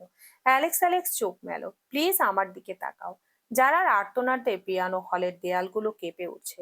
অ্যাঞ্জো ততক্ষণে ড্যামিয়ানকে নিস্তেজ করে ফেলেছে। গার্ডরা বাকি আক্রমণকারীদের কবজা করে নিয়েছে। অ্যাঞ্জো দ্রুত এসে অ্যালেক্সের ক্ষতস্থান চেপে ধরল। ম্যাডাম, ওনার চিকিৎসা দরকার। আমাদের পার্সোনাল ডাক্তার আছে, প্যালেসেই সব ব্যবস্থা আছে, তাড়াতাড়ি। যারা উদ্ভ্রান্তের মতো মাথা নেড়ে বিড়বিড় করলো করে হ্যাঁ বলল কয়েকবার। অ্যালেক্স যন্ত্রণায় চোখ মুখ কুঁচকে ফেলল, কিন্তু যারার চোখের জল দেখে তার রক্তহীন ঠোঁটেও অন্যরকম একটা হাসির রেখা ফুটে উঠল। সে খুব ক্ষীণ স্বরে বলল, বলেছিলাম না যারা, আগুন নিয়ে খেলা করলে পুড়তে হয়। আজ আমি পুড়ছি, অথচ কষ্ট হচ্ছে তোমার। চুপ করো, একদম কথা বলবে না। যারা ধমক দিয়ে উঠল, কিন্তু তার চোখ দিয়ে অঝরে জল ঝরছে। ও আজ বুঝতে পারছে এই লোকটা তার উপর যতটা না অধিকার খাটিয়েছে, তার চেয়ে বেশি তাকে আগলে রেখেছে নিজের পান বাজি রেখে। অ্যালেক্স স্ট্রেচারে করে নিয়ে যাওয়া হচ্ছে। যারা তার হাতটা শক্ত করে ধরে রেখেছে। সে আজ সমাজ আর নৈতিকতার সব হিসাব ভুলে গেছে। তার সামনে এখন কেবল একজন মানুষ, যে তার সবটুকু দিয়ে যারাকে ভালোবাসে। অন্যদিকে বাংলাদেশের ক্যাবিনে আদিল তার কেবিনে স্তব্ধ হয়ে বসে আছে। তার সামনে বসে আছে রিয়া। তবে তার চোখে আর সেই লাজুক মায়াবী চাহনি নেই।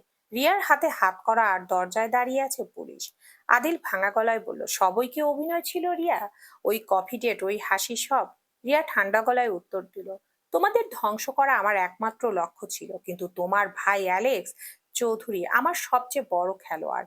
সে আমার ভাইকেই শেষ করে দিল। আদিল কি বলবে তাও যেন বুঝতে পারছে না। সবেমাত্র ভালোবাসা শুরু হয়েছিল। প্রকাশ করার আগে যে এরকম কিছু ঘটবে দুঃস্বপ্নেও ভাবেনি সে। তার চেয়ে বড় কথা, অ্যালেক্স একজন মাফিয়া। রিয়াকে পুলিশ নিয়ে যাওয়ার পর আদিল অফিস থেকে বেরিয়ে গেল। উদ্দেশ্য ইতালি। যারা ও সাইয়ানকে যত দ্রুত সম্ভব নিয়ে আসতে হবে। Italy black Falcon palace. Operation থিয়েটারের বাইরে যারা দেয়ালে মাথা ঠেকিয়ে দাঁড়িয়ে আছে। সাইয়ান পাশে এসে দাঁড়ালো। সাইয়ানের চোখে মুখে কেমন একটা হতাশার ছাপ স্পষ্ট। যারাকে ছোট থেকে পছন্দ করতো সে। একসাথে বড় হওয়া, পড়াশোনা, খেলাধুলা, সব পাগলামি দুজনের। যারাকে হাড়ে হাড়ে চেনে সাইয়ান। সেই কঠিন তেরা মেয়েটা অ্যালেক্সের জন্য এরকম ব্যাকুল তো এমনি এমনি হবে না। কিন্তু অ্যালেক্স নিজের চাচার সাথে সায়ানের অস্বস্তি লাগছে। যদিও রক্তের সম্পর্ক নেই, তবুও ব্যাপারটা তো স্বাভাবিক নয়। যারা, তুই কি সত্যিকে আমাকে ভালোবাসিস? নিজেকে শান্ত রেখে প্রশ্নটা করেই ফেলল সায়ান। যারা মাথা তুলল। তার চোখে এখন আর কোনো দ্বিধা নেই। সে ধীর স্থির ভাবে বলল, জানি না ভাইয়া, এটা ভালোবাসা কিন্তু আমি এটুকু জানি, এই লোকটাকে ছাড়া আমার পৃথিবীটা এখন মরুভূমির মতো। আমি ওর সব অন্ধকার মেনে নিতে রাজি আছি, শুধু ওকে ফিরে পেতে চাই। সায়ান দীর্ঘশ্বাস ফেলে জারার মাথায় হাত রাখলো। সে বুঝতে পারছে তার জারা এক ঝড়ে অনেক বড় হয়ে গেছে। আর সেই ঝড়ে সায়ানের থেকে এতটা দূরে সরে গেছে যে আর কখনো তাকে পাওয়া হবে না। এর মধ্যে অপারেশন থিয়েটারে লাল আলোটা নিভে গেল। এনজো বেরিয়ে এসে মাথা নিচু করে দাঁড়ালো। জারার বুকটা ধক করে উঠলো। এনজো, অ্যালেক্স ঠিক আছে তো? ডাক্তার কি বললেন? অ্যাঞ্জু জারার দিকে তাকিয়ে বলল, বুলেট বের করা হয়েছে ম্যাডাম, কিন্তু প্রচুর রক্তক্ষরণ হয়েছে। বস জ্ঞান ফেরার পর আপনার নাম ধরে ডেকেছেন, তিনি আপনার সাথে কথা বলতে চান। যারা পাগলের মতো ভেতরে দৌড়ে গেল। বিছানায় শুয়ে থাকা ফ্যাকাশে মানুষটাকে দেখে তার বুকটা ফেটে যাচ্ছে। যারা কাছে গিয়ে অ্যালেক্সের হাতটা ধরলো। অ্যালেক্স চোখ মেলল। তার দৃষ্টি এখন অনেক বেশি স্বচ্ছ। সে ফিসফিস করে বলল, যারা, মুক্তি দিচ্ছি তোমাকে। আমি মরে গেলে তুমি স্বাধীন, বাংলাদেশে ফিরে যেও। যারা চিৎকার করে বলে উঠল, না, কোনো মুক্তি চাই না আমি। তুমি আমাকে বন্দি করেছো অ্যালেক্স। এখন মাঝপথে আমাকে ফেলে যাওয়ার অধিকার তোমার নেই। আমি তোমার সাথেই থাকবো, তোমার এই রক্তমাখা জগতেই থাকবো। অ্যালেক্সের চোখে জল চিকচিক করে উঠল। সে জানতো না এক অন্ধকার আসক্তি থেকে এমন ভালোবাসা সৃষ্টি হতে পারে। যারার সাথে তার সম্পর্কটা স্বাভাবিক ছিল না, তবুও আজ যারা তার কাছে থেকে যেতে চায়, এটাই হয়তো ভালোবাসা। শিওর? যারা এক মুহূর্ত দেরি না করে তৎক্ষণাৎ জবাব দিল, হ্যাঁ শিওর, আমি তোমার কাছে থাকবো। আলোছন্দ দীর্ঘশ্বাস ফেললো কেবল। যারা ওর হাতটা ওভাবে ধরে রইল। কেটে গেছে 2 দিন। আলোসান্দো এখন আগের থেকে সুস্থ। তবে আদিল এসেছে আর আলোসান্দোর কালো ব্যবসার কথা জেনে গেছে। এমনকি বাড়ির সবাই জানে। আলোসান্দোর বাবা মা তাদের সন্তানকে আগের মতো ভালোবাসলেও নিকোলাসের পরিবার আলোসান্দের এই অন্ধকার জগৎকে ঘৃণা করে। তাই নিকোলাস আদিলকে অর্ডার দিয়েছে যত দ্রুত সম্ভব যারা ও সাইয়ানকে নিয়ে দেশে ফিরতে। যারা আলোসান্দোর পাশে বসে আছে। আলোসান্দো ফোনে কিছু একটা দেখছে। এমন সময় সায়ান কেবিনে ঢুকলো। তার পেছন পেছন আদিলও ঢুকলো। আদিলের বিধ্বস্ত চেহারা আর চোখের নিচে কালি দেখে বোঝা যাচ্ছে রিয়ার বিশ্বাসঘাতকতা আর আলেসান্দ্রর খবর তাকে কতটা চিন্তায় ফেলেছে। আদিল এগিয়ে এসে জারার কাঁধে হাত রাখলো। জারার এক মুহূর্ত এখানে নয়। আমরা সব ব্যবস্থা করেছি, প্রাইভেট জেটে তোদেরকে এখনই বাংলাদেশে নিয়ে যাব। এই নরক থেকে তোদের আমি বের করে নিয়ে যাব। আদিলের গলার স্বরে এক ধরনের মরিয়া ভাব। যত দ্রুত সম্ভব ইতালি ত্যাগ করতে চায় সে। যারা মাথা তুলল না। সেই স্থির নজরে শুয়ে থাকা অ্যালেক্সের দিকে তাকিয়ে রইল। অ্যালোসান্ডো এখনো পর্যন্ত কিছু বলেনি, শুধু চুপচাপ শুনছে। সাইয়ার জারার পাশে এসে নিচু গলায় বলল, চল যারা, সবাই বাড়িতে অপেক্ষা করছেন। তিনি এখনো সবটা জানেন না। জানলে হয়তো সহ্য করতে পারবেন না। এই লোকটার সাথে তোর থাকা মানে নিজের ধ্বংস ডেকে আনা। যারা ধীরে ধীরে আলসন্দের হাতটা ছেড়ে উঠে দাঁড়ালো। আলসন্দ হয়তো সবটা যারার উপর ছেড়ে দিয়েছে। যারা ভাইদের দিকে তাকিয়ে খুব শান্ত গলায় বলল, আমি কোথাও যাব না ভাইয়া, আমি এখানেই থাকবো। আদিল চমকে উঠল, কি বলছিস তুই? তুই জানিস এই লোকটাকে? সে একজন অপরাধী, একজন খুনি। সব অবৈধ কাজের কারখানা তার কাছে। যারা হাসলো, অদ্ভুত সেই হাসি। সে আমাকে ব্যবহার করেছে নাকি আগলে রেখেছে সেটা আজ আমি বুঝে গেছি ভাইয়া। ড্যানিয়েলের বন্দুকের সামনে যখন সে বুক পেতে দিয়েছিল, তখনও কি সে আমাকে ব্যবহার করেছিল? আদিল কিছু বলতে যাবে তার আগেই তার নজর পড়লো জারার গলায়। কালশিটে দাগগুলো ওড়নার ফাঁক দিয়ে স্পষ্ট দেখা যাচ্ছে। সাইয়ান অতটা খেয়াল না করলেও আদিল বিচক্ষণ মানুষ, তার বুঝতে একটুও সময় লাগলো না। কিন্তু আলছন্দ, যারা না হয় ছোট, কিন্তু সে তো বুঝতার। আদিল মেজাজ হারিয়ে ফেললো এবার। সে যারাকে এক ঝটকায় নিজের দিকে ঘুরিয়ে নিল। সি যারা, এই নোংরামের জন্য তুই মিলানে আসতে চেয়েছিলি? তুই আমাদের বংশের মুখে চুনকালি মাখালি। যে মানুষটা সম্পর্কে তোর চাচা হয়, যার আশ্রয়ে আমরা ছিলাম, তার সাথে তুই বিছানা ভাগ করলি। জারার গালে সজোরে এক চড় কষিয়ে দিল আদিল। যারা টাল সামলাতে না পেরে মেঝেতে পড়ে গেল। মুহূর্তে আলছান্দ গর্জে উঠে যারাকে ধরে তুলল। আর একটাও কথা বলবি না আদিল। লজ্জা লাগে না তোমার? যারার সাথে তুমি এটা কিভাবে করলে? রাগে থরথর করে কাঁপছে আদিল। সাইয়ান তো হতভম্ব হয়ে দাঁড়িয়ে আছে। আদিল ঘেনায় মুখ কুঁচকে বলতে লাগলো যারাকে, তোর মতো একটা মেয়ে আমাদের চৌধুরী পরিবারের কেউ হতে পারে না। বাবা জানলে হয়তো তোর মুখ দেখার আগে নিজে হার্ট অ্যাটাক করতেন। আজ থেকে তুই আমাদের জন্য মরে গেছিস। চৌধুরী বাড়ির কোনো দরজায় তোর আর জায়গা নেই। আদিল জালার পাসপোর্ট পকেট থেকে বের করে কুচি কুচি করে ছেড়ে ফেললো। আজ থেকে তুই এই প্রাসাদেরই দাসী হয়ে থাক, চৌধুরী বাড়ির কোনো তুই আর বাঁচতে পারবি না। আমাদের সাথে তোর সব সম্পর্ক আজ এখানেই শেষ। যারা ফ্লোরে বসে ডুকরে কেঁদে উঠল। আলেসান্দ্রো তাকে সবার সামনে বুকে জড়িয়ে নিল, বজ্রকণ্ঠে বলল, দাসী হয়ে নয়, সে আমার রানী হয়ে থাকবে। আর কোনো সম্পর্কের দোহাই দিয়ে এত ছিচি করছিস তুই? যারা তোর বাবার বন্ধুর মেয়ে, আমাদের রক্তের কেউ না। এখানে ধর্মীয় দিক থেকে কোনো বাধা নেই, তাহলে তোদের সমস্যা কিসের? আদিল ব্যঙ্গ করে বলল, হারাম কাজে লিপ্ত হয়ে আবার ধর্মের কথা বলো কোন মুখে? ইচ্ছাকৃত ভুল ছিল না, তার জন্য আমরা তওবা করব এবং খুব শীঘ্রই বিয়ে করে নেব। যদি তোদের ইচ্ছে হয় যারার সাথে যোগাযোগ রাখবি, ইচ্ছে না হলে রাখবি না। যারার জন্য আমি আছি আজীবন। আদিল কিছু বলল না, রাগে গজগজ করে সেখান থেকে বেরিয়ে গেল। সাইয়ান যাওয়ার আগে বলল, ভালো থাকিস যারা, মিস করব খুব। যারা ছলছল নয়নে সাইয়ানকে একবার জড়িয়ে ধরল। সাইয়ানের ভেতরটা দমড়ে মুছে যাচ্ছে, কিন্তু মুখে হাসি। আমি খুব মিস করব, সবাইকে বুঝিয়ে বলবে তো? সাইয়ান হেসে বলল, চেষ্টা করব। বলেই আলেসন্দের দিকে অন্য দৃষ্টিতে তাকিয়ে বেরিয়ে গেল সাইয়ান। যারা দেখলো করিডোর দিয়ে তাদের ছায়াগুলো ক্রমশই মিলিয়ে যাচ্ছে। তার শৈশবের সব স্মৃতি, তার পরিবার আর তার সমস্ত সম্মান আজ এই এক লহমায় ধুলোয় মিশে গেল। পুরো রুমটা আবার নিঝুম হয়ে গেল। কেঁদো না যারা, আমি আছি। অ্যালেক্স ফিসফিস করে বলল, ওরা তোমাকে মুক্তি দেয়নি, ওরা তোমাকে চিরতরে আমার করে দিয়ে গেছে। এখন এই পৃথিবীতে আমি ছাড়া তোমার আর কেউ নেই। এই নিঃসঙ্গতায় তোমাকে আমার আরো গভীরে টেনে নেবে। যারা অ্যালেক্সের বুকে মাথা রাখলো, সে বুঝতে পারছে সে এক অনন্ত নরকে পা দিয়েছে। তার ফেরার সব পথ আজ চিরতরে বন্ধ। যে অন্ধকার আসক্তিতে সে ভয় পেত, আজ সেই আসক্তি তার একমাত্র পরিচয়। মিলানের এই বিশাল সাম্রাজ্যে সে এখন রাজকন্যা, যার পৃথিবী এখন কেবল একটা মানুষের চার দেয়ালের মাঝেই সীমাবদ্ধ। ড্রয়িং রুমে বসে আছে স্বামীর চৌধুরী, তিনি সংবাদপত্র পড়ছেন। এর মধ্যে সাইয়ান ও আদিল ঢুকলো বাড়িতে। হালিমা দরজা খুলে দিয়েছেন। ওদেরকে একা ফিরতে দেখে অবাক হয়ে চশমাটা নাক থেকে নামালেন সামির চৌধুরী। কিরে, তোরা দুজন একটা ফিরছে? আমার যারা কই? সামির চৌধুরী চারপাশটা তাকিয়ে দেখলেন একবার। আদিল কোনো কথা না বলে সোফায় বসে পড়ল। তার চোখ দুটো অসম্ভব লাল হয়ে আছে।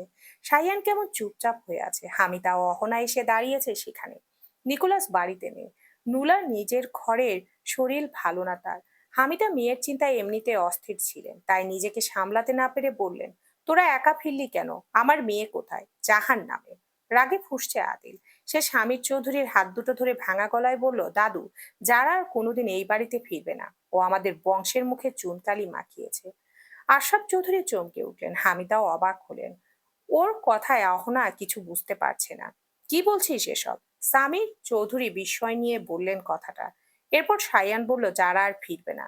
কি বলছিস তোরা? সোজাসুজি বল, কি হয়েছে ওর? হামিদার কণ্ঠে ব্যাকুলতা। আদিল বলল, যে মেয়েকে তোমরা এত আদরে বড় করলে, সেই মেয়ে আজ আমাদের সম্মান নিয়ে ছিনিমিনি খেলেছে। আর অ্যালেক্স অ্যাঙ্কেল, তার কথা আর কি বলবো? যারা তার সাথে এক নিষিদ্ধ সম্পর্কে জড়িয়েছে। আমরা ওকে অনেক বুঝিয়েছে, ফিরিয়ে আনতে চেয়েছিলাম বাবা, কিন্তু ও আমাদের সাথে আসেনি। ও নিজের ইচ্ছেতে ওই মাফিয়ার কাছে থেকে গেছে। সত্যিটা জানার পর সবাই যেন পাথর হয়ে গেল। হালিমা তো হতভম্ব হয়ে গেছেন। তার আদরের মেয়েটা এমন কাজ করতে পারলো? তিনি কাঁপতে কাঁপতে সোফায় বসে পড়লেন। আদিল কঠিন স্বরে বলল, আজ থেকে চৌধুরী বাড়িতে যারার নাম চিরতরে নিষিদ্ধ। ও আমাদের কেউ না। কেউ আর কিছু বলল না, কিংবা বলার মতো খুঁজে পেল না। কি এক বিচ্ছিরি পরিস্থিতি! চৌধুরী বাড়ির দরজা যারার জন্য চিরতরে বন্ধ হয়ে গেল। রাতে বাড়ি ফিরে সবকিছু জানার পর নিকোলাস ও আদিলের সাথে সহমত পোষণ করলেন। সবাই জারার দিক থেকে মুখ ফিরিয়ে নিল। সেই ঘটনার পর প্রায় 2 মাস কেটে গেছে। এই 2 মাসে বাংলাদেশ থেকে জারার কাছে কোনো ফোন আসেনি, কোনো খোঁজ নেওয়া হয়নি। যারা এখন আর সেই চঞ্চল মেয়েটি নেই। বাড়ির সবাইকে খুব মিস করে সে। যদিও অ্যালেস তাকে প্রিন্সেসের মতোই আগলে রাখে, তবুও সবার কথা মনে পড়ে ওর। কিন্তু কিছু করার নেই। এক জীবনে সবকিছু একসাথে পাওয়া যায় না। জানালার পাশে দাঁড়িয়ে আছে যারা, পরনে ল্যাভেন্ডার রঙের সুন্দর একটা ওয়ান পিস আর জিন্স, চুলগুলো খোলা। রাতের আকাশের দিকে তাকিয়ে দীর্ঘশ্বাস ফেলেছে সে।